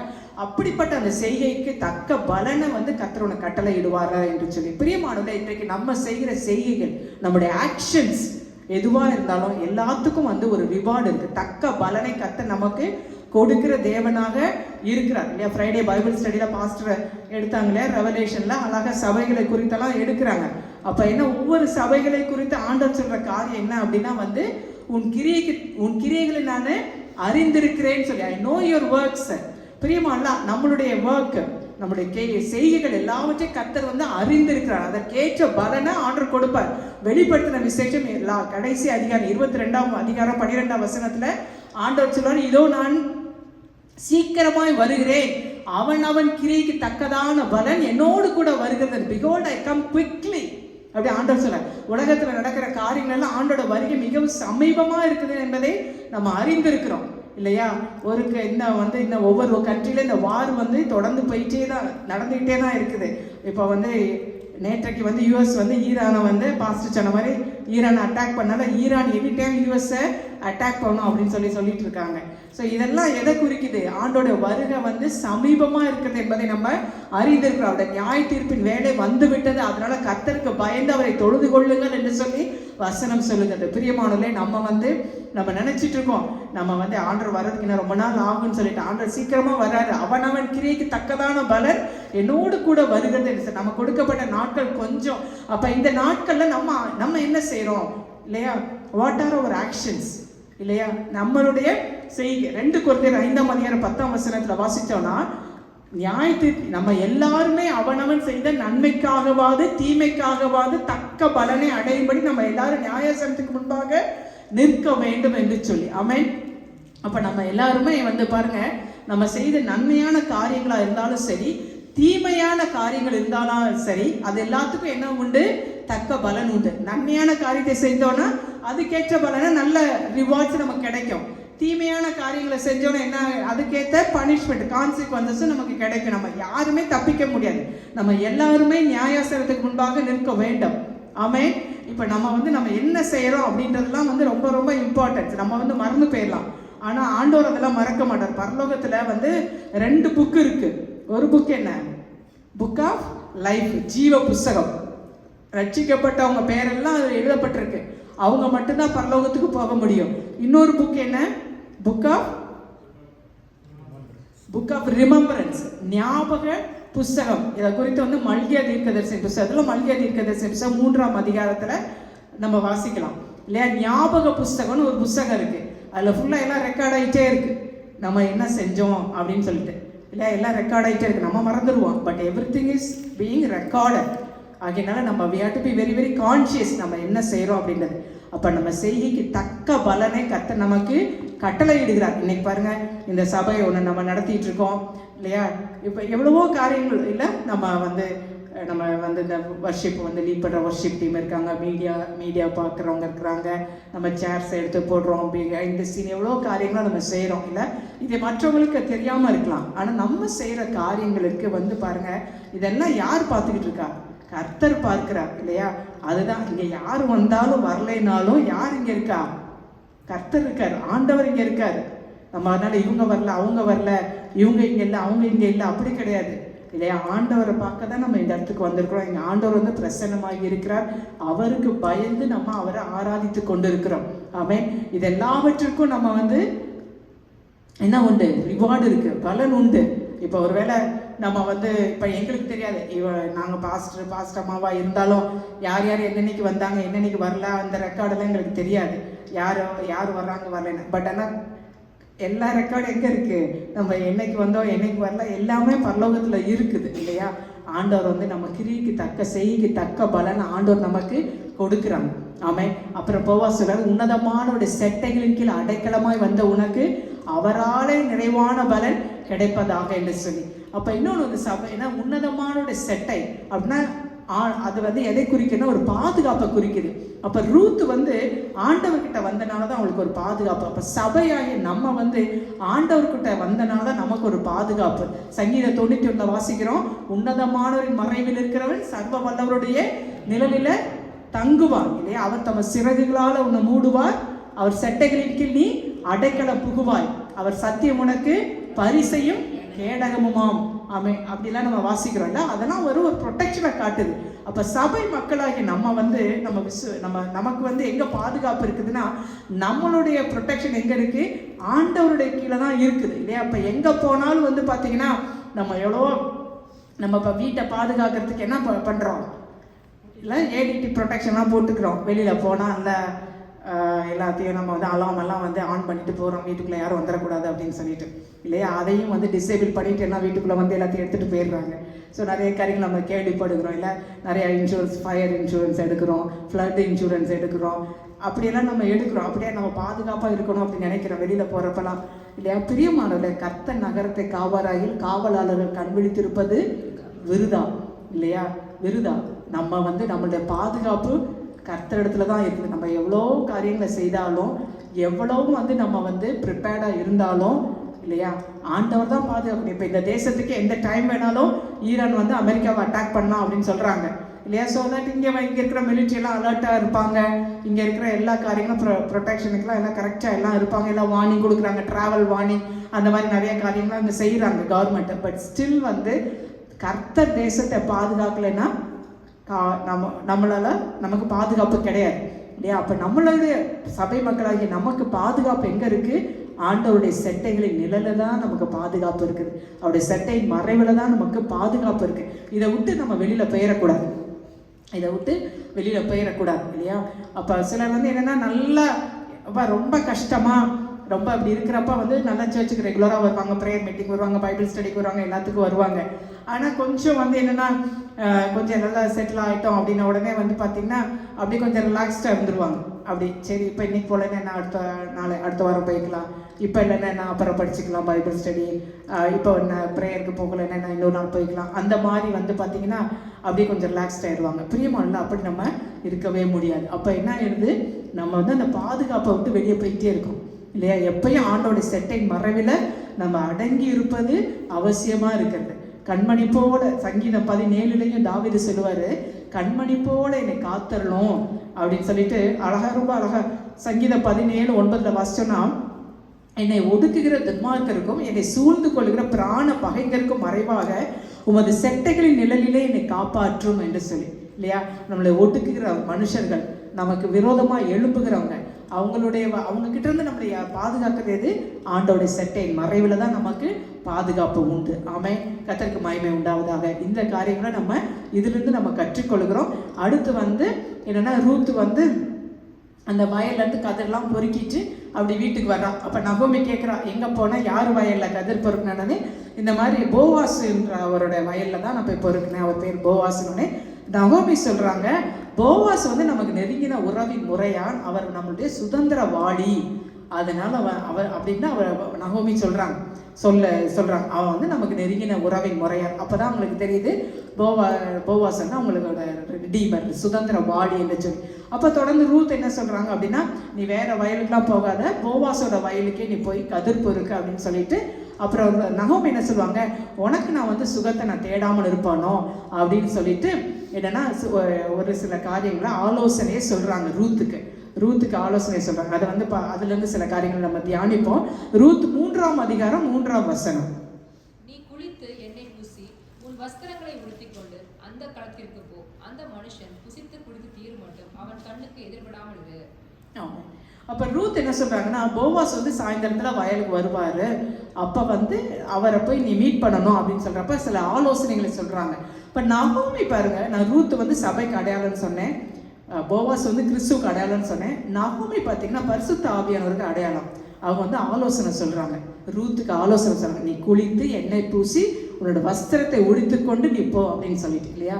அப்போ இன்னைக்கு சபை மக்களாகிய நமக்கு வந்து பரிசுத்த ஆவியானவர் ஆலோசனைகளை கொடுப்பாங்க இல்லையா. நமக்கு இந்த காரியத்தை நீ செய்யி அப்படின்னு சொல்லிட்டு சில ஆலோசனை சொல்லுவாங்க. அப்போ இதில் வந்து நீ குளித்து அப்படின்னு சொல்கிறாங்க. இந்த குளிக்கிறது வந்து எதுக்கு அடையாளமாக எதை குறிக்கிறது அப்படின்னா, ஞானஸ்தான உடன்படிக்கை குறிக்கிறது. ஆமென். அப்போ ஆண்டவருடைய பிள்ளைகளாகிய நம்ம வந்து இந்த ஞானஸ்தானம், அந்த பரிசுத்த ஆவியானுடைய அந்த இந்த ஆலோசனைக்கு நம்ம செவி கொடுக்க வேண்டும். ஞானஸ்தானம் எடுக்கிறது வந்து ரொம்ப அவசியமாக இருக்குது. அப்போ அநேகர் வந்து இந்த நாட்களில் பாருங்கள், நல்ல ஆண்டவரை நேசிப்பாங்க, நல்ல வசனம்லாம் தெரிஞ்சிருப்பாங்க, ஆனால் ஞானஸ்தான உடன்படிக்கைக்கு தங்களை வந்து ஒப்பு கொடுக்காம இருப்பாங்க. அப்படி இருக்கவே கூடாது நம்ம இல்லையா. அது வந்து ஒரு உடன்படிக்கை. ஆண்டவரை இயேசு கிறிஸ்து யோர்தான ஞானஸ்தானம் எடுத்து இல்லையா நமக்கு ஒரு முன்மாதிரியை வைத்து போயிருக்கிறாங்க இல்லையா. இதை ஏன் நம்ம எடுக்கணும் அப்படின்னு சொல்லி நமக்குள்ள பல என்னென்னா கொஷின்ஸ் இல்லையா, பல பாரம்பரிய கட்டுகளை சாத்தான் வச்சிருப்பான். ஆனால் பிரியமானவர்களே, சபையாகிய நம்ம வந்து என்னென்னா அந்த ஆவியானோட ஆலோசனைக்கு நம்ம வந்து கீழ்ப்படிய வேண்டியது அவசியமாக இருக்குது இல்லையா. பேதுரு புஸ்தகத்தில் வாசிக்கிறோம், 1 பேதுரு புஸ்தகத்தில் 1 பேதுரு புஸ்தகத்தில் வாசி 1 பேதுரு 3:21 வசனத்தில் சொல்லப்பட்டிருக்கிறது, ஞானஸ்தானம் வந்து என்னென்னா நம்முடைய மாம்ச அழுக்கை நீக்கிறதா இல்லாமல் தேவனை பற்றிய நல் மனசாட்சியின் உடன்படிக்கைக்கு ஒப்பாக இருக்கிறது. அது ஒரு கவனன்ட். இப்போ ஒரு கவனன்ட் என்னென்னா எப்படின்னா வந்து நம்ம இப்போ ஒரு கணவன் மனைவி எடுத்துக்கிறோன்னு வச்சுக்கோங்க. இப்போ நம்ம ஒரு என்கேஜ்மெண்ட் இருக்குது இல்லை, அவங்க நியமிக்கப்பட்டிருக்கிறாங்க. ஆனால் திருமணத்தில் தான் வந்து ஒரு கவனன்ட்டுக்குள்ளே வராங்க, உடன்படிக்கைக்குள்ளே இல்லையா. அதே போல் நம்ம விசுவாசிகளாக இருக்கிற வரைக்கும் என்னென்னா பார்த்தீங்கன்னா, நம்ம ஆண்டவரோட ஒரு என்கேஜ்மெண்ட்டில் தான் நம்ம இருக்கிறோம். நம்ம என்னைக்கு ஞானஸ்தானம் தண்ணியில் முழுகி ஞானஸ்தானம் எடுக்கிறோமோ அப்போ தான் வந்து பார்த்திங்கன்னா ஒரு கவனன்ட்டுக்குள்ளே நம்ம வர்றோம் இல்லையா. அதை நம்ம புரிந்து கொள்ள வேண்டும். ஏன்னா அது தேவனை பற்றுகிற அந்த நல்மனசாட்சியின் உடன்படிக்கையாக இருக்குது அப்படின்னு வசனம் சொல்லுது. அப்போ அதுக்கு நம்ம கீழ்ப்படிய வேண்டும். அப்போஸ்தலர் நடபடிகள் 22:16 நம்ம வாசிக்கிறோம், இப்பொழுது நீ தாமதிக்கிறது என்ன, நீ ஏன் இப்பொழுது நீ தாமதிக்கிற, ஒய் ஆர் யூ வெயிட்டிங், நீ வந்து எழுந்து கர்த்தருடைய நாமத்தை தொழுது கொண்டு நீ வந்து நீ ஞானஸ்தானம் பெற்று உன் பாவங்கள நீ கழுவப்படு அப்படின்னு சொல்லப்பட்டிருக்கு இல்லையா? அப்போ நாம ஏன் தாமதிக்கணும் இல்லையா? நீங்க ஏன் தாமதிக்கணும்? இன்னைக்கு ஆண்டவர் வந்து ஆண்டோட வருகை எப்போ வேணா இருக்கலாம். ஸோ நம்ம வந்து காலம் தாழ்த்தி கொண்டே போகக்கூடாது. நம்ம அந்த ஞானஸ்தானத்தை நீ எடுத்து உன் பாவங்களற நீ கழுவப்படு அப்படின்னு சொல்லிட்டு ஆண்டவர் சொல்றாரு. இப்போ நம்ம யாருமே நான் என்ன பாவம் செஞ்சேன், என்கிட்ட எந்த பாவமும் இல்லை அப்படின்னு நம்ம யாருமே சொல்ல முடியாது இல்லையா? நம்ம அநேக பாரம்பரியத்துக்குள்ள பல காரியத்துக்குள்ள நம்ம கட்டப்பட்டு இருக்கலாம்.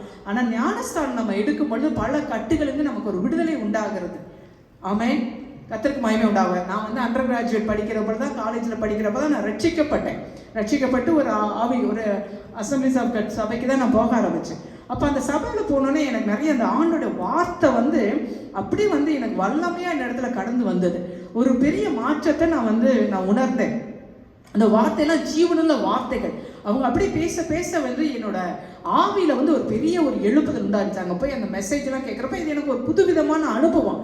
அப்போ வந்து அவங்க பாஸ்டர், அந்த சபையோட பாஸ்டர் சொன்னாங்க, அடுத்த வாரம் வந்து ஞானஸ்தானம் இங்கே கொடுக்க போகிறாங்க அப்படின்ட்டு. அப்போ வந்து எனக்கு வந்து என்னென்னா அதில் ஒரு எடுக்கலாமா வேண்டாமா இருந்துச்சு. ஆனால் எனக்கு அந்த சபையில் வந்து பார்த்திங்கன்னா ஒரு பெரிய ஒரு எழுப்புதல் நான் உணர்ந்தேன். அப்படியே ஒரு ஆவிக்குரிய ஒரு எழுப்புதல் நான் உணர்ந்தேன் என்னோட வாழ்க்கையில். ஆகையினால சரி நம்ம எடுத்துருவோம் அப்படின்னு சொல்லிட்டு நான் வந்து உடனே வந்து என்னோட பேரண்ட்ஸுக்கெலாம் கூட சொல்லலை.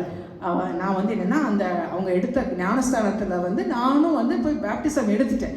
ஆனால் பிரியமானல அதுக்கப்புறம் பார்த்திங்கன்னா என்னோடய வாழ்க்கையில் ஒரு பெரிய மாற்றத்தை ஆண்டவர் கட்டளையிட்டார். நான் ரொம்ப ஒரு பயந்த ஒரு சுபாவம், நிறைய ஒரு பேட் ட்ரீம்ஸு அந்த மாதிரிலாம் எனக்கு வந்துட்டு இருந்துச்சு. வீட்டிலேருந்து ஹாஸ்டலுக்கு போனப்போ அந்த ஃபஸ்ட் செமஸ்டரில் ஃபஸ்ட் இயரில் ரொம்ப அப்படி ஸ்ட்ரகிள் பண்ணிட்டு இருந்தேன். ஆனால் நான் எப்போ பேப்டிசம் எடுத்தனோ அதுக்கப்புறம் பார்த்தீங்கன்னா அப்படியே அந்த பேட் ட்ரீம்ஸ் வர்றது அதெல்லாம் நின்றுச்சு. என் வாழ்க்கையில் வந்து அந்த பயம் என்னை விட்டு போயிருச்சு.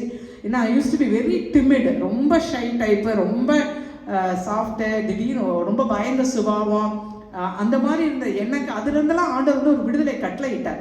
அதே போல் நம்மளோட வாழ்க்கையிலையும் ஒரு சில காரியங்கள் நம்மளோட வாழ்க்கையில இருந்து கர்த்தர் விடுவிக்க நம்மளை விரும்புகிறார். அதுக்கு நம்ம தான் வந்து செவிசாய்க்கணும் இல்லை?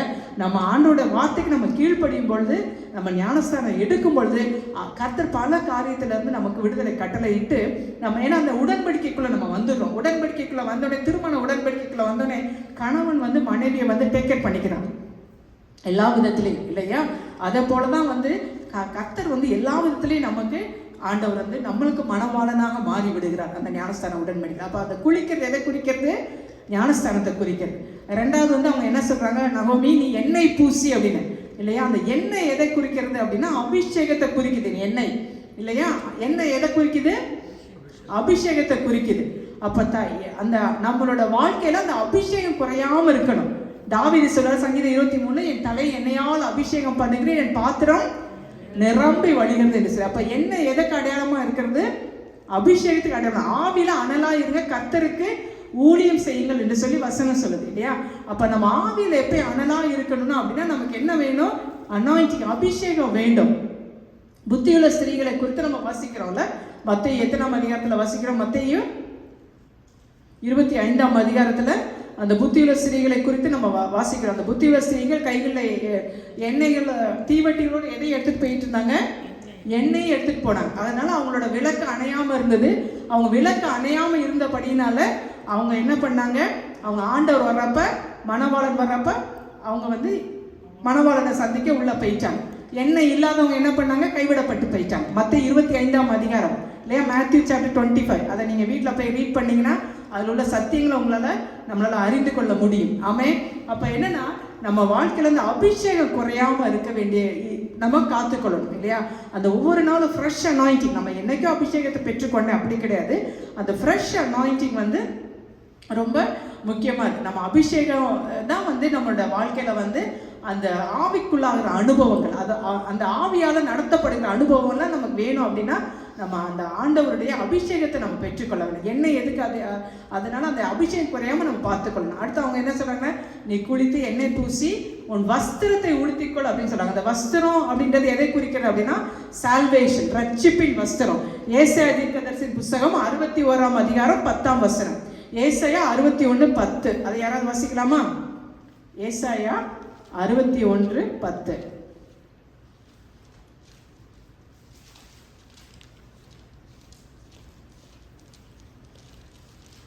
கர்த்தருக்குள் பூரிப்பாய் மகிழ்கிறேன். என் தேவனுக்குள் என் ஆத்துமா களிகூர்ந்திருக்கிறது. மணவாளன் ஆபரணங்களினால் தன்னை அலங்கரித்துக் கொள்கிறதற்கும் மணவாட்டி நகைகளினால் தன்னை சுந்தரித்துக் கொள்கிறதற்கும் ஒப்பாக அவர் ரட்சிப்பின் வஸ்திரங்களை எனக்கு ஊற்றி நீதியின் சால்வையை எனக்கு தரித்தார்.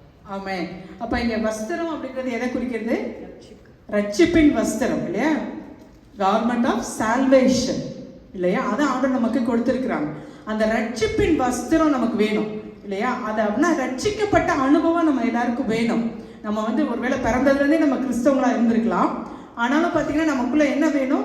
அந்த ஜாய் ஆஃப் சால்வேஷன், அது அந்த ரட்சிக்கப்பட்ட அனுபவம் அப்படின்றது பார்த்தீங்கன்னா அந்த மறுபடி பிறக்கிற அனுபவம், அந்த born again எக்ஸ்பீரியன்ஸ் இல்லையா? அந்த born again எக்ஸ்பீரியன்ஸ் இருந்தால் தான் வந்து என்னன்னா நம்ம வந்து பரலோகத்துக்கு நம்ம போக முடியும் இல்லையா? அப்போ அந்த ரட்சிப்பு அப்படின்ற அந்த அனுபவம் வந்து நம்ம எல்லாருக்குமே வேணும். அந்த ரட்சிக்கப்பட்ட அனுபவம் அப்படின்றது பார்த்தீங்கன்னா அது மறுபடி பிறக்கிற அனுபவம். அந்த ரட்சிப்பின் வஸ்திரத்தை நம்ம இழந்து முதலாவது ரட்சிக்கப்படணும். அந்த ரட்சிப்பை நம்ம வந்து இழந்து போய்விடக்கூடாது. அதான் தாவீது சொல்லுவார்ல சங்கீதம் 51, ரட்சணியத்தின் சந்தோஷத்தை திரும்பவும் என கொடுத்து உற்சாகமான ஆவியனை தாங்குபடி செய்யும்னு சொல்லி இல்லையா? அந்த உற்சாகமான ஆவி நம்மளை தாங்குபடி அந்த எப்பவும் நம்ம அந்த ரட்சிப்பை காத்துக்கொள்ள வேண்டும். ரட்சிப்பை நம்ம இழந்து போய்விடக்கூடாது. நம்ம மறுபடியும் வந்து நம்ம ஆண்டவர்கிட்ட தூரம் போயிட்டே இருந்தோம் அப்படின்னா வந்து அந்த ரட்சிப்பின் சந்தோஷத்தை நம்ம இழந்து விடுவோம். அப்படி கிடையாது. அந்த ரட்சிப்பின் வஸ்திரத்தை நம்ம எப்பயும் தரித்து கொள்ள வேண்டும். ஏசாயா 52:1 நம்ம வாசிக்கிறோம், எழும்பு எழும்பு சீயோனே, உன் வல்லமை தரித்துக்கொள், உன் அலங்கார வஸ்திரங்களை உடுத்திக்கொள் என்று சொல்லுவோம். உன் அலங்கார வஸ்திரம், நம்மளுடைய அலங்கார வஸ்திரம் என்ன அப்படின்னா இந்த கார்மெண்ட் ஆஃப் சால்வேஷன், அந்த ரட்சிப்பின் வஸ்திரம், அந்த ரட்சிக்கப்பட்ட அந்த ஒரு சந்தோஷம் நமக்குள்ள இருக்கணும். அந்த அனுபவம் நமக்கு இருக்கணும். ஏசாயா தீர்க்கதரிசி 12ஆம் அதிகாரத்தில் வாசிக்கிறோம், நீங்க மகிழ்ச்சியோடு புறப்பட்டு போய் ரட்சிப்பின் ஊற்றுகளிலிருந்து தண்ணீரை மொண்டு கொள்ளுங்கள் என்று சொல்லி இல்லையா? We have to draw the water from the well of salvation. We read it in book of Isaiah chapter 12. அந்த டெய்லி நமக்கு அந்த ரட்சணியத்தின் சந்தோஷம் நமக்கு இருந்தால் தான் வந்து என்ன செய்ய முடியும்?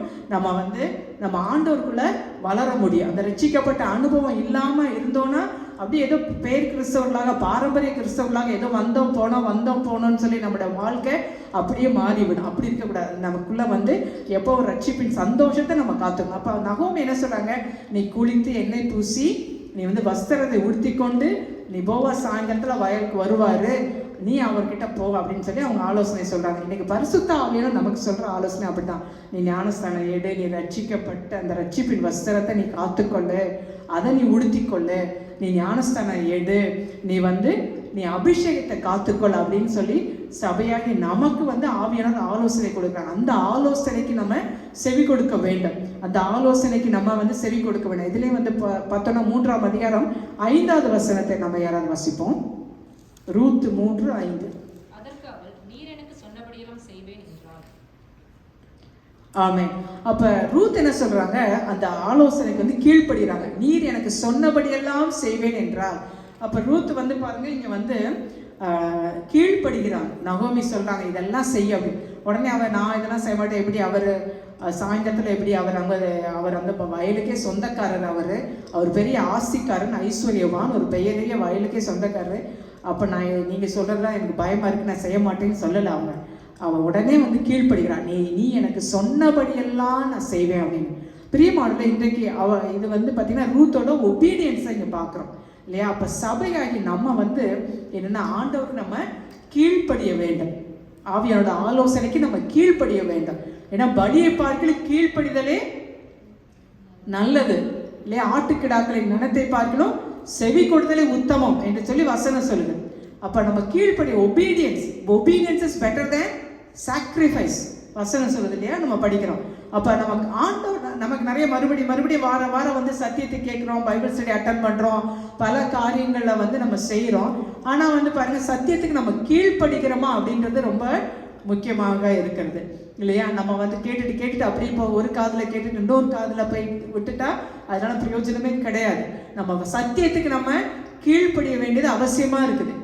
நம்ம நிறைய பழைய ஏற்பாட்டில் நம்ம வாசிச்சோம். இஸ்ரவேல் ஜனங்களுக்கு கர்த்தர் சொன்ன காரியம், நீ கட்டளைகளுக்கு கை கொண்டு, நியமங்களை கை கொண்டு, அதுக்கு நீ கீழ்படுத்து, அதுக்கு நீ செவிசாய்த்தினா நான் உன்னை வந்து என்னன்னா உன பூமியில் உள்ள சகல ஜாதிகளை நான் உன்னை மேன்மையாக வைப்பேன், உனக்காக நான் யுத்தம் பண்ணுவேன் அப்படியெல்லாம் கர்த்தர் சொல்கிறத நம்ம அங்கே பார்க்குறோம் இல்லையா? அந்த வசனங்களில் பார்க்குறோம். நம்ம பழைய ஏற்பாடு நிறைய வசனங்களை நம்ம சொல்ல முடியும். அப்போ நம்ம வந்து சபையாகி நம்ம வந்து ஆண்டோடைய வார்த்தைக்கு சத்தியத்துக்கு நம்ம கீழ்ப்படிய வேண்டியது அவசியமாக இருக்குது. பேதுரு யோவானும் வந்து அந்த பெந்தேகோஸ்தே நாளுக்கு அப்புறம் அவங்க வல்லமையாக ஆண்டவர் இயேசுவே கிறிஸ்துவின் திருஷ்டாந்தமாக அவங்க வந்து என்னென்ன பிரசங்கித்தாங்க. அப்போ உடனே வந்து எல்லாம் நிறைய ஜனங்கள் வந்து இயேசுவை ஏற்றுக்கொள்கிறாங்க. அப்போ உடனே இந்த மற்றவங்க வேத பாரகர்கள் அவங்க எல்லாம் வந்து என்னன்னா ஆசாரிகள் வேத பாரகர்கள் அவங்க மேலே பொறாமை கொண்டு அவங்கள வந்து பிடிச்சு சிறையில் போட்டு அடித்து வந்து இனிமேல் இந்த நாமத்தை குறித்து நீங்கள் பேசக்கூடாது, பிரசங்கிக்கக்கூடாதுன்னு சொல்லிட்டு அப்படி பயமுறுத்துவாங்க, அடிப்பாங்க, எல்லாம் சிறையில் போடுவாங்க. ஆனால் ரொம்ப அழகாக வந்து பேதுரு ஒரு வார்த்தையை சொல்லுவார். அப்போஸ்தலர் நடவடிக்கைகள் 5:29 வாசிச்சோம்னா, அதற்கு பேதுருவும் மற்ற அப்போஸ்தலரும் மனுஷருக்கு கீழ்ப்படுகிறதை பார்க்கிலும் தேவனுக்கு கீழ்ப்படுகிறது அவசியமா இருக்கிறது. ஆமென்.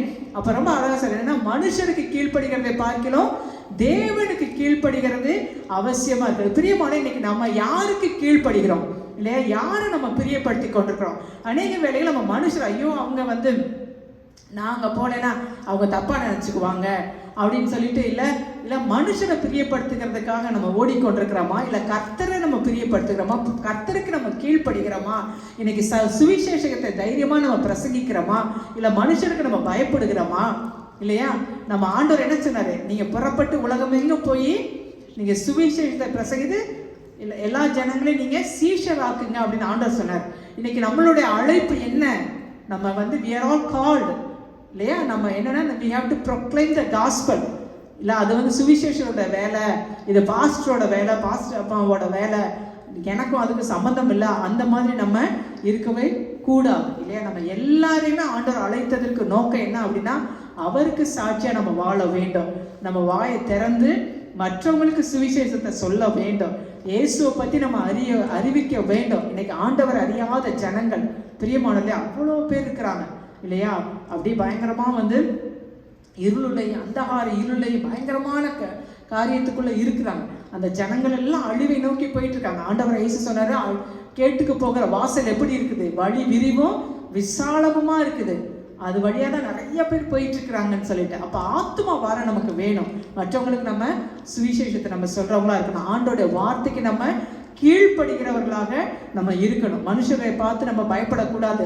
மனுஷன் நம்மளை வந்து பயமுறுத்துவாங்க, நம்மளை வந்து டிஸ்ட்ராக்ட் பண்ணுவாங்க. ஆனால் நம்ம வந்து ஆண்டவருக்கு நம்ம கீழ்ப்படுகிறவர்களாக நம்ம இருக்கணும். மனுஷருக்கு பயப்படுகிற பயம் கண்ணியை வருவிக்கும். ஆனால் கர்த்தரை நம்புகிறவர்களோ உயர்ந்த அடைக்கலத்துல வைக்கப்படுவார்கள் என்று சொல்லி வசனம் சொல்லுகிறது. ஆமென். கர்த்தருக்கு மகிமை உண்டாது. ஸோ அதுபோல ரூத் வந்து நகோமியோட வார்த்தைக்கு கீழ்ப்படிந்தது போல சபையாக நம்ம வந்து ஆண்டோடைய வார்த்தைக்கு நம்ம கீழ்ப்படிய வேண்டியது அவசியமாக இருக்கிறது. அடுத்து அதே அதிகாரத்துல வசனம் 11 நம்ம வாசிப்போம். இப்பொழுது மகளே, நீ பயப்படாதே, உனக்கு வேண்டியபடியெல்லாம் செய்வேன், நீ குணசாலி என்பதை என் ஜனமாகிய ஊராரெல்லாம் அறிவார்கள். ஆமென். சாரி, இதுக்கு முன்னாடி ஒரு 9வது வசனத்தை வாசிப்போம். அதுல ஒரு பாயிண்ட் இருக்கு. நீர் யார் என்று கேட்டான். அவள், நான் உம்முடைய அடியாளாகிய ரூத், நீர் உம்முடைய அடியாள் மேல் உம்முடைய போர்வை விரியும், நீ சுதந்திரவாளி என்றாள். ஆமென். அப்ப ரூத் சாயந்தர வேளையில அந்த போவாஸ் படுத்திருக்கிறப்ப போயிட்டு அவரோட போர்வை எடுத்து அவங்க கால் கிட்ட அவங்க படுத்துக்கிறாங்க. படுத்தோடனே அவர் உடனே அரண்டு போய் எழுந்துச்சு கேட்கிறாரு, நீ யார் அப்படின்னு உடனே கேட்கிறாரு ரூத்தை பார்த்து. அப்பதான் வந்து ரூத் வந்து என்ன சொல்றாங்க, நீர் உம்முடைய அடியாள் மேல் உம்முடைய போர்வையை விரியும், நீர் சுதந்திரவாளி என்றால். அப்ப அவ வந்து என்ன சொல்ற, நீ தான் சுதந்திரவாளி. சுதந்திரவாளினா கிங்ஸ்மேன், ரிடீமர் அப்படின்னு இங்கிலீஷ்ல போட்டிருக்கோம், இல்லை டிரான்ஸ்லேஷன்ல க்ளோஸ் ரிலேட்டிவ் அப்படின்னு கூட போட்டிருக்கோம் இல்லையா? அப்ப நீ சுதந்திரவாளி அப்படின்னு சொல்லி அவன் என்ன பண்றா, கன்ஃபஸ் பண்றா, அறிக்கை எடுக்கிறா, வாயை திறந்து சொல்றா, you are my redeemer, you are my kinsman அப்படின்னு சொல்லி அவ யாரு நீ அப்படின்னு உடனே அவ அறிக்கை இடுகிறா. பிரியமான இன்னைக்கு சபை மக்களாகி நம்ம வந்து என்னன்னா நம்மளுடைய ரிடீமர், நம்மளுடைய கின்ஸ்மேன், நம்முடைய சுதந்திரவாளி யாரு? ஆண்டவராகிய இயேசு கிறிஸ்து இல்லையா? அப்ப நம்ம வாயை திறந்து என்ன பண்ணணும், நம்ம அறிக்கை இட வேண்டியது அவசியமா இருக்குது. அவ வந்து அமைதியா இருந்திருந்தான்னு வச்சுக்கோங்க, ஒண்ணுமே வாய் பேசாம இருந்தா அவருக்கு தெரிஞ்சிருக்காது இவ யாருன்னு சொல்லியே. நீ சுதந்திரவாளி அப்படின்னு சொல்ற. அப்ப அவ அறிக்கை இடுகிறான். அப்ப என்னன்னா நீ நான் உனக்கு சொந்தம் அப்படின்னு சொல்லிட்டு அவ சொல்றா, நீ தான் எனக்கு வந்து சுதந்திரவாளி, நான் உமக்கு சொந்தம் அப்படின்றத அவ சொல்றா. அப்ப இன்னைக்கு நம்மளுடைய வாயில வந்து ஆண்டவரை இயேசுவை குறித்தான அறிக்கை, கன்ஃபெஷன் நம்முடைய அது ரொம்ப இட்ஸ் வெரி இம்பார்ட்டன்ட். ஏன்னா வந்து நீதி உண்டாக இருதயத்தில் விசுவாசிக்கப்பட்டு ரட்சிப்பு உண்டாக வாயினாலே அறிக்கையிடப்படும் என்று சொல்லி வசனம் சொல்லு. அப்ப நம்ம வாயை திறந்து ஆண்டவரே நீர் தான் என் சுதந்திர வாளி, தாவீது ஆண்டவரே நீர் என் பங்கும் என் பாத்திரத்தின் பங்கும் என் சுதந்திரமாய் இருக்கிறீர், நீரே என் கோட்டை, நீரே என் அடைக்கலம், நீரே என் தேவன், உண்மையே நான் நம்பி இருக்கிறேன்னு அப்படி அறிக்கை இடுவார் தாவீது. சங்கீதத்துல எல்லாம் பார்த்தோன்னா பிரியமான அதே போல நம்மளுடைய வாழ்க்கையில என்னன்னா நம்ம அந்த ரூத்தை போல நம்ம என்னன்னா நம்ம அறிக்கை இடுகிறவளா இருக்கணும். ஆண்டவர் நம்முடைய சுதந்திர வாளி, நீர் என் மனவாளன், நீர் என்னுடைய நேசர், நான் உம்முடையவள், என் நேசர் என்னுடையவர், அப்படியெல்லாம் சொல்லி நம்ம என்ன பண்ணணும், நம்ம அறிக்கையிட வேண்டும். அறிக்கையிட பார்த்தீங்கன்னா அதுல ஒரு ஏன்னா நம்ம சத்துரு வந்து வெட்கப்பட்டு போவான், நம்ம மேல அவனுக்கு பலன் இருக்காது. ஏன்னா நம்ம வாயினால நம்ம வாயை திறந்து நம்ம அறிக்கையிட வேண்டும்.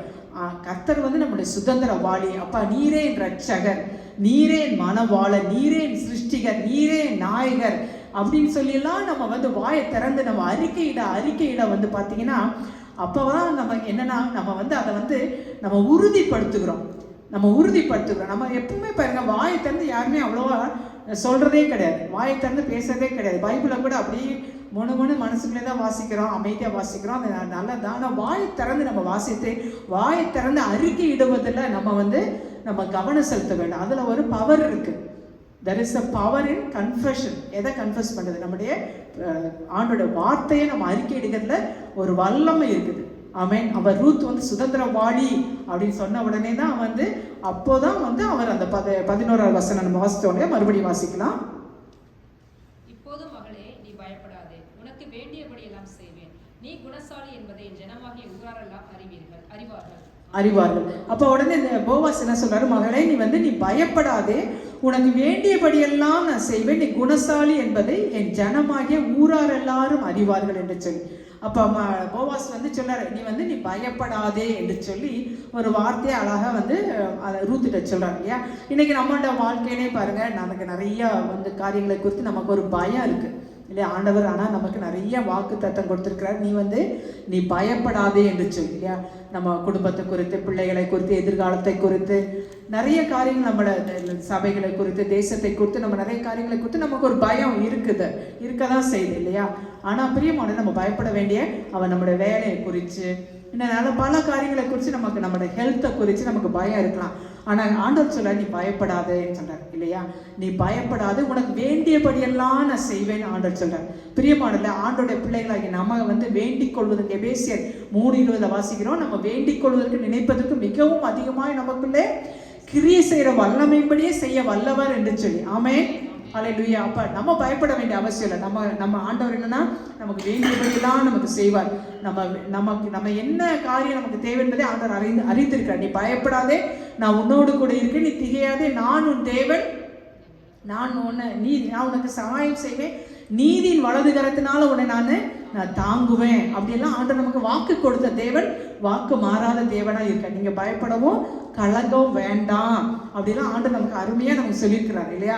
அதனால பிரியமான ஆண்டோடைய பிள்ளைகளாகிய நம்ம ஆண்டவர் நமக்கு சுதந்திர வாளியாக இருக்கிறார் இல்லையா. அப்ப நம்ம பயப்பட வேண்டிய அவசியம் கிடையாது. நமக்கு இருக்க வேண்டிய ஒரே பயம் என்ன, கர்த்தருக்கு பயப்படுகிற பயம், அந்த ரெவரன்ஷியல் ஃபியர், பயத்தோடு நடுக்கத்தோடு கர்த்தரை சேவிங்கள் என்று சொல்லி வசனம் சொல்லுது இல்லையா. கர்த்தருக்கு பயப்படுகிற மனுஷன் தான் ஆசீர்வதிக்கப்படுவான். கர்த்தருக்கு பயப்படுதெல்லாம் ஜீவனுக்கு ஏதுவானது. அதனால மரண கண்ணிகளுக்கு நம்ம தப்பலாம். அப்ப நமக்கு இருக்க வேண்டிய ஒரே ஃபியர் அந்த காட்லி ஃபியர், ரெவரன்ஷியல் ஃபியர். ஏன்னா ஆண்டவர் நம்மளை பார்த்துக்கிட்டு இருக்காரு, அவருக்கு நம்ம உண்மையா நம்ம ஜீவிக்கணும். அது ஒண்ணுதான் நமக்கு வேண்டும் இல்லையா. ஆமென். அப்புறம் போவாஸ் ரூத்தை பார்த்து சொல்றாரு, நீ குணசாலி என்பதை என் ஜனமாகிய ஊரார் எல்லாரும் அறிவார்கள் என்று சொல்லி ரொம்ப ஒரு பெரிய சாட்சியை சொல்றார் இல்லையா. பிரியமான இன்னைக்கு சபையாகிய நம்ம நம்மை குறித்து உலகத்தார் என்ன சாட்சி சொல்றாங்க, இந்த மாதிரி ரூத்து குணசாலின் ஊரார் எல்லாரும் சாட்சி சொன்னாங்களா. அப்ப நம்மளை குறித்து, சபை மக்களாகிய நம்மளை குறித்து இல்லையா, ஜனங்கள் என்ன சாட்சி கொடுக்குறாங்க நம்மளை குறித்து, நம்முடைய நற்கிரிகள் எப்படி இருக்கிறது.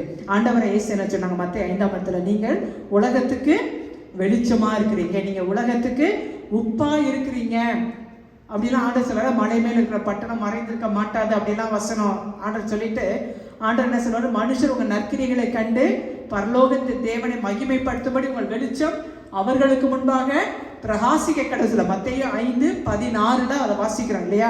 அப்ப நம்முடைய நற்கிரிகளை கண்டு ஜனங்கள் வந்து தேவனை மகிமைப்படுத்தும்படிக்கு நம்ம வந்து என்ன பண்ணணும், நம்ம நற்குணசாலிகளா நம்ம இருக்கணும். நம்மளோட வாழ்க்கை சாட்சியுள்ள வாழ்க்கையா இருக்கணும். இன்னைக்கு பாருங்க, கிறிஸ்தவங்களுக்கும் மற்றவங்களுக்கும் வந்து வித்தியாசமே இல்லை. இப்போ ஒரு இடத்துக்கு போனா எல்லாரும் ரட்சிக்கப்பட்ட பிள்ளைகளுக்கும் மற்றவங்களுக்கும் ஒரு வித்தியாசத்தை பார்க்கவே முடியல. ஆண்டவர் என்ன சொல்றாரு, உலகமும் அதன் ஆசை இச்சைகள் எல்லாம் ஒளிந்து போயிருன்னு சொன்னார். உலகத்துக்கு ஒத்த வேஷத்தை நீங்க தரிக்காதீங்க அப்படின்னு ரோமர் 12ஆம் அதிகாரத்துல வாசிக்கிறோம் இல்லையா? உங்கள் மனம் புதிதாகிறதுனால நீங்க மறுரூபமாகுங்கள் என்று சொல்லி. இன்னைக்கு நமக்கும் உலகத்தாருக்கும் வித்தியாசமே இல்லை. உலகத்தாருக்கும் நமக்கும் வித்தியாசம் இல்லாம அவங்கள போலவே நம்ம வாழ்ந்து கொண்டிருக்கோம். அப்படி கிடையாது. நம்மளோட வாழ்க்கையில ஒரு வித்தியாசம் இருக்க வேண்டும். நம்ம நற்குணசாலிகளாக நம்ம இருக்க வேண்டும். ஆண்டோட அன்பை நம்ம வெளிப்படுத்துகிறவர்களாக நம்ம இருக்கணும். நம்மளோட வார்த்தையில நடக்கையில எல்லாவற்றிலையும் நம்ம ஒரு வித்தியாசம் நம்ம காட்ட வேண்டும். ஆமென்.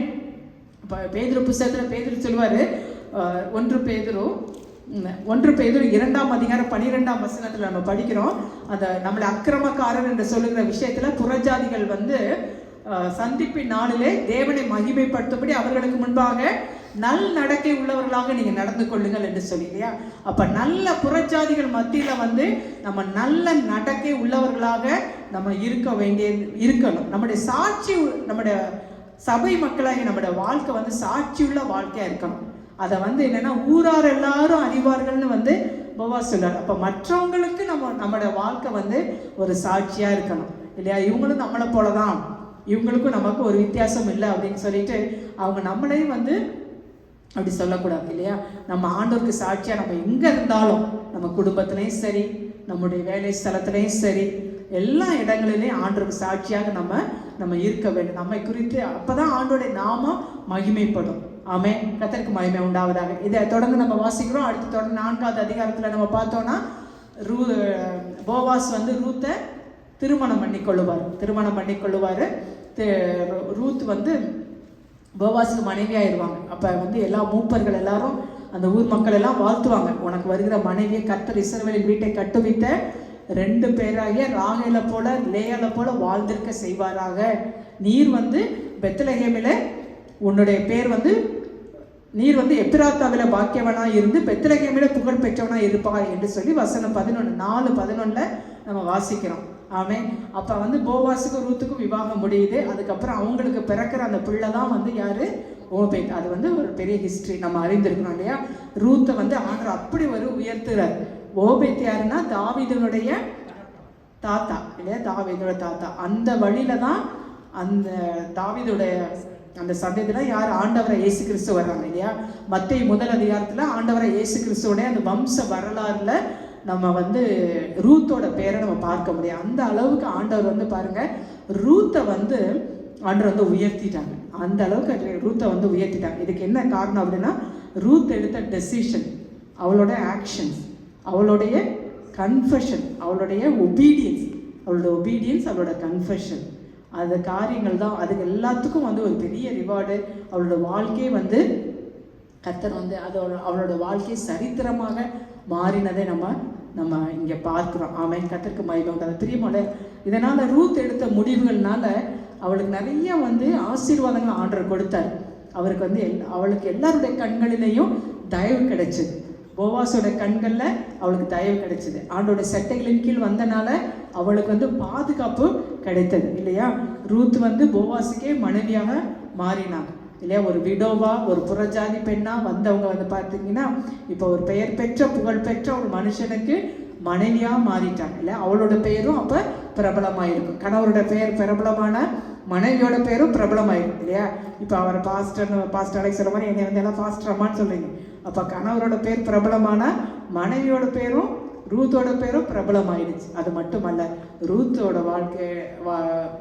ரூத்தோட பெயர் வந்து அந்த ஆண்டவரை இயேசு கிறிஸ்துவனுடைய அந்த வம்ச வரலாறுல வந்து இடம் பெற்றிருக்கு. அது வந்து ஒரு பெரிய ஆனர் இல்லையா? அப்படிப்பட்ட ஒரு பெரிய வந்து ஒரு பாக்கியத்தை ரூத்துக்கு கொடுத்தாங்க. இன்னைக்கு சபை, நான் சொன்னேன் நம்ம வந்து சபை வந்து ரூத்துக்கு அடையலாம். அதே போல ரூத் எடுத்த டெசிஷனை போல இன்னைக்கு நம்ம எடுக்கிற டெசிஷன்ஸ், நம்ம பண்ணுற நம்மளுடைய கீழ்ப்படிதல், நம்ம பண்ணுற நம்மளுடைய ஆக்ஷன்ஸு, நம்மளுடைய டெஸ்டிமனி, நம்முடைய சாட்சி, நம்மளுடைய கன்ஃபெஷன் எல்லாவற்றிற்கும் என்ன உண்டு? பலன் உண்டு, ரிவார்டு உண்டு. கர்த்தர் நிச்சயமாக இல்லையா ரூத்தை உயர்த்தின தேவன் இல்லையா, ரூத்தை மீட்டு கொண்டது, போவாஸ் மீட்டு கொண்டது போல கர்த்தர் இன்னைக்கு நம்மளை மீட்டு கொண்டு அவர் நமக்கு மணவாளனாக இருக்கிறார். நம்ம அவருக்கு மணவாட்டியாக நம்ம இருக்கோம். நிச்சயமாக கர்த்தர் நம்மளைய உயர்த்துவார். ஆமென். கர்த்தர் தாமே இந்த வசனங்களை எல்லாம் ஆசீர்வதிப்பாராக. Praise the lord. ஆமென். கர்த்தருக்கு ஸ்தோத்திரம். தம்முடைய வசனத்தின் மூலமாய் நம்மோடு இடைப்பட்டிருக்கிறார். நான் ஷாலினோட கிராஜுவேஷனில் ரூத்தை குறித்து நான் பேசினேன். இஃப் யூ ரிமெம்பர், நம்மள பலருக்கு நம்முடைய பாரம்பரியங்களை குறித்தோ முன் நாட்களை குறித்தோ ஒரு ஆதங்கம் இருக்கலாம். நான் அப்படிப்பட்ட ஒரு பாரம்பரியத்தில் வரல, எங்கள் அப்பா எப்படி இருந்தாங்கன்னு உங்களுக்கு தெரியாது, எங்கள் அம்மா எப்படி இருந்தாங்கன்னு உங்களுக்கு தெரியாது, நான் ஒரு கிறிஸ்தவனாக இருக்கிறதே பெரிய விஷயம், அந்த மாதிரி எண்ணங்கள் நமக்கு இருக்கலாம். பாருங்கள், ரூத்தோட வாழ்க்கையில் யோசிச்சு பாருங்க கொஞ்சமாக. எலிமெலேக்கு வந்து அந்த அதாவது பெத்லெஹேமுக்கு இன்னொரு பேர் என்ன தெரியுமா? த பிரெட் பேஸ்கெட். அங்கிருந்து பஞ்சத்தினால எந்த இடத்திற்கு தேவன் போகக்கூடாது என்று கட்டளையிட்டாரோ, எந்த ஜனங்களோடு நீ கலவக்கூடாது என்று கட்டளையிட்டாரோ அந்த மோவாபியருடைய தேசத்திற்கு அவன் செல்லுகிறான். அதே போல நகோமியுடைய வாழ்க்கையை யோசிச்சு பாருங்க. அதாவது கணவன் இருந்தது மாத்திரமல்ல, 2 புத்திரரும். நகோமி எவ்விதமான ஒரு அவமானங்களை அந்த நாட்களில் சந்தித்திருப்பான்னு ஒரு விஷயம் யோசிச்சு பாருங்க. எங்களுக்கு தெரியும் நீங்க இதெல்லாம் செஞ்சதுனால தான் ஆண்டவர் உங்களை இப்படிதான். ஏன்னா ஒரு வியாதியையே அது தேவனுடைய சாபமாய் பேசின காலங்கள் அவை. பாருங்க, ஒரு மரணத்தை எவ்விதமாய் அவள் சந்தித்திருக்க கூடும் பாருங்க. ஆனாலும் நகோமி தேவனை பற்றின பற்றுதலை ஒரு நாளும் கைவிடாதிருந்தாள். பாருங்க, இஸ்ரவேலின் தேவன் பெத்லெஹேமில் தன்னுடைய ஜனங்களை போஷிக்கிறார்னு கேட்ட உடனே அவருடைய இருதயம் அதை வாஞ்சிக்கிறது. ஏன்னா பல நேரங்களில் நம்ம நினைக்கிறோம், என்னுடைய அவமானத்தை போக்குகிறவர் யார், என் தலையை உயர்த்துகிறவர் யார், எனக்கு அடைக்கலமா இருக்க போகிறவர் யார். பல நேரங்களில் நமக்கு மனுஷரை நோக்கி நாம் பார்க்கும் பொழுது ஏமாந்து வெட்கப்பட்டு போகிறோம். ஆனா நகோமி பாருங்க, அந்த சூழ்நிலையிலே ஒரு கசப்பான சூழ்நிலை, நான் பட்ட பாட நீங்களும் படுங்க அப்படின்னு ரெண்டு மருமகன்களையும் இழுத்துட்டு போக நினைக்கல. நான் என்னோட வாழ்க்கை இப்படி போயிடுச்சு, நீங்க போங்க. அதாவது எந்த மோவாபியரோடு நீங்க கலவக்கூடாது என்று தேவன் கட்டளை கொடுத்தாரோ அந்த மோவாபிய பெண் திரும்ப சரியான இடத்திற்கு சரியான நேரத்துல சரியான சிந்தையோடு வந்ததுனால பாருங்க, தேவனுடைய சந்ததியில, இயேசு கிறிஸ்துவின் சந்ததியிலே பெயர் எழுதப்பட்டார். அதனால இன்றைக்கு நாம யாராவது நம்முடைய பிதாக்களையோ அல்லது முற்பிதாக்களையோ அல்லது பாரம்பரியங்களையோ அல்லது வளர்ப்பு முறைகளையோ குறை சொல்லி கொண்டிருந்தோம்னா, இன்றைக்கு நீங்கள் எடுக்கிற ஒரு முடிவாக எல்லாவற்றையும் தலைகீழாய் மாற்றக்கூடும். ஆமென். ஹல்லேலூயா. நீ என்ன பண்ணாலும் பரவாயில்ல, நீ ஒரு மோவாபிய பெண், நீ இதுக்கெல்லாம் தகுதி இல்லை அப்படின்னு ஆண்டவர் விளக்கல. நான் ஃப்ரைடே பைபிள் ஸ்டடியில் சொன்ன சார்ல்ஸ் ஸ்பர்ஜன் அழகாய் சொல்லியிருக்கிறார். There is a sovereignty of God in which he makes decisions. There is a grace that limits that sovereignty. அவர் ஒரு நீதியுள்ள தேவன் அப்படின்னா நான் என்ன செய்யணும்? உடனுக்குடனாய் நம்மை நீதி தீர்த்து நம்மளை தண்டித்திருக்கணும். ஆனா அவருடைய கிருபை அதை தாங்கி நிற்கிறது, தடுத்து நிற்கிறது. That sovereignty and grace coming together, அதுதான் நம்முடைய தேவன். ரூத்தினுடைய வாழ்க்கையில் அதை நாம் பார்க்கிறோம். அதனால it's not a question of நீங்க எப்படி வளர்க்கப்பட்டீங்க, எப்படி வந்தீங்க, அது இல்லை. இன்றைக்கு தேவனை குறித்த வைராக்கியம், பக்தி வைராக்கியம் என்னுடைய இதயத்தில் is there a zeal of God, that determination of, regardless of how my youth was, regardless of how I was brought up, am I determined to follow God? Am I determined? அவரை குறித்ததான ஒரு நேசம், that love, நம்முடைய அதுதான் நம்முடைய கேள்வி.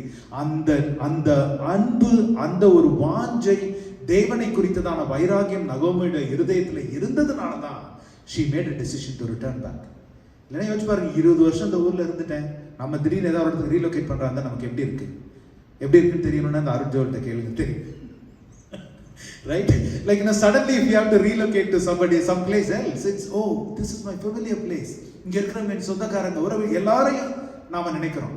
எப்படி இருந்திருக்கு நகோமிக்கு? ஆனாலும் என் தேவன் ஆசீர்வதித்துக் கொண்டிருக்கிறார். அதை நான் ஒரு நாளும் இழந்து போகக்கூடாது. எல்லாரும் எழுந்து நின்று நம்ம ஆண்டவர்கிட்ட சொல்லுவோம் அந்த நாள்ல, இன்றைக்கு ஒன் ஆஃப் த பாயிண்ட்ஸ் நம்ம கேட்டது போல அறிக்கையிட்டு சொல்லுவோமா அந்த நேசரின் ரத்தம் என்மேலே என்பதை அறியலாம். இன்றைக்கு குறிப்பாக நாம் ஜெபிக்க போகிற வேளையில நம்முடைய சபையில பலர் பிரயாணப்பட்டு இருக்கிறார்கள். இந்தியா சென்றிருக்கிறாங்க குடும்பங்கள். இன்னைக்கு நியூஸ் பார்த்துருப்பீங்க, British Airways cancel all their flights to Dubai and Doha. And அந்த என்டையர் மிடில் ஈஸ்ட்டை கிராஸ் பண்ணாமல் நம்ம இந்தியா போகிறது ரொம்ப கஷ்டம் இல்லையா? ஸோ அதனால there is lot of concerns on travel. நம்முடைய ஜனங்கள் குடும்பங்கள் நிறைய டிராவல் பண்ணிட்டு இருக்கிறாங்க.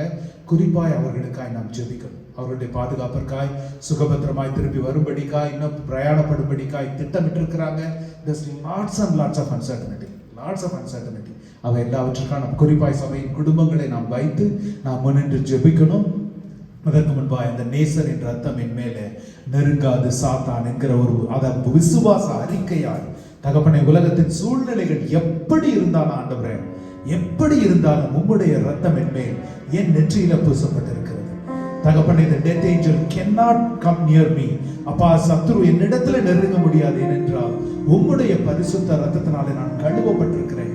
எல்லாரும் அந்த ஒரு கோரஸ் பட்ட எல்லாரும் சேர்ந்து சத்தமாய் உரத்த சத்தமாய் கரங்களை உயர்த்தி விசுவாச அறிக்கையாய் அதை நம்ம பாடலாமா?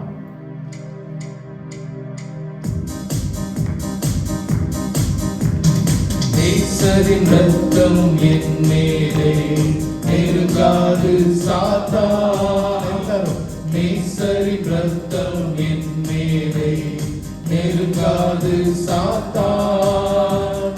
பாசமாய் சிலுவையில் பலியானார், பாவத்தை வென்று விட்டார்.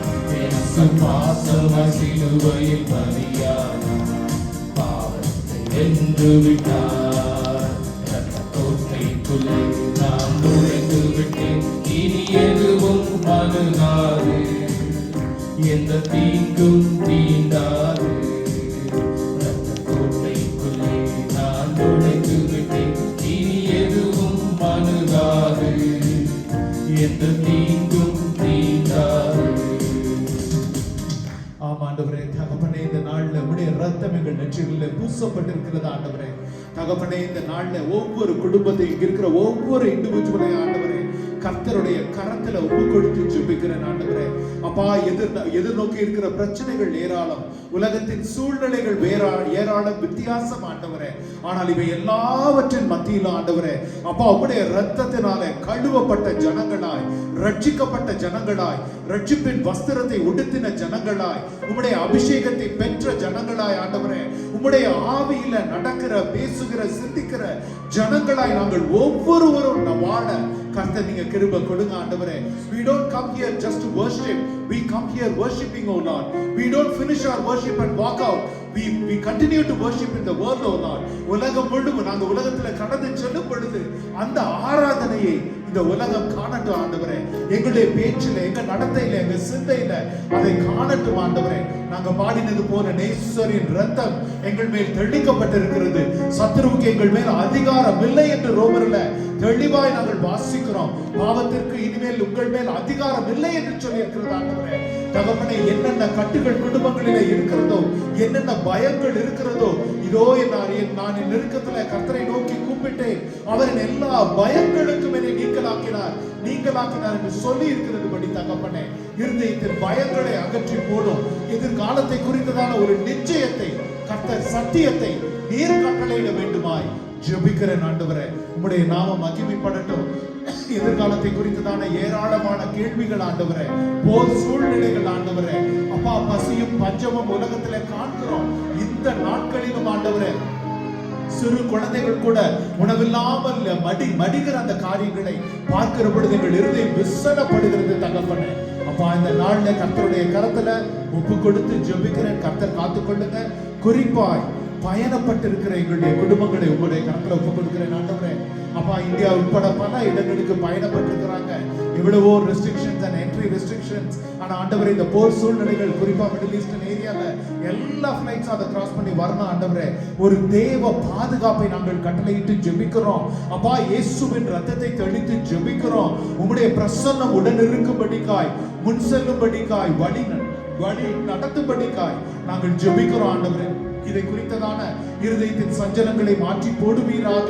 சுகபத்திரமாய் அவர்கள் எல்லாம் இங்கே வந்து சேர்ந்து நாங்கள் ஒன்று சேர்ந்து உம்மை ஆராதிக்க, உமக்கு சாட்சி சொல்ல கர்த்தர் நீங்க கிருபை கொடுங்க ஆண்டவரே. உம்முடைய நாமம் மகிமைப்படட்டும்.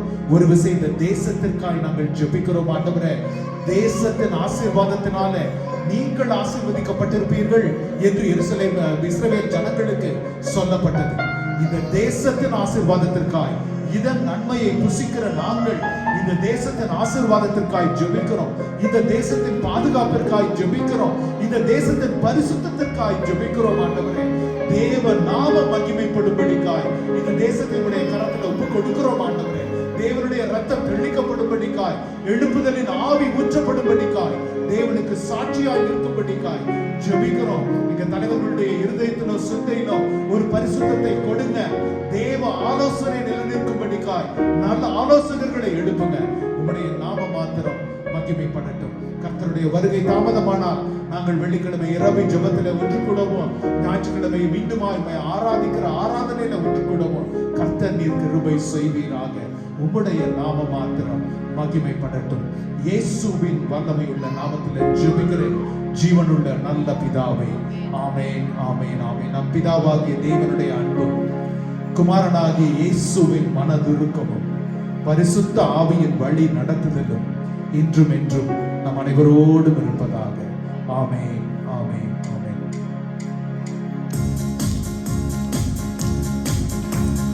இயேசுவின்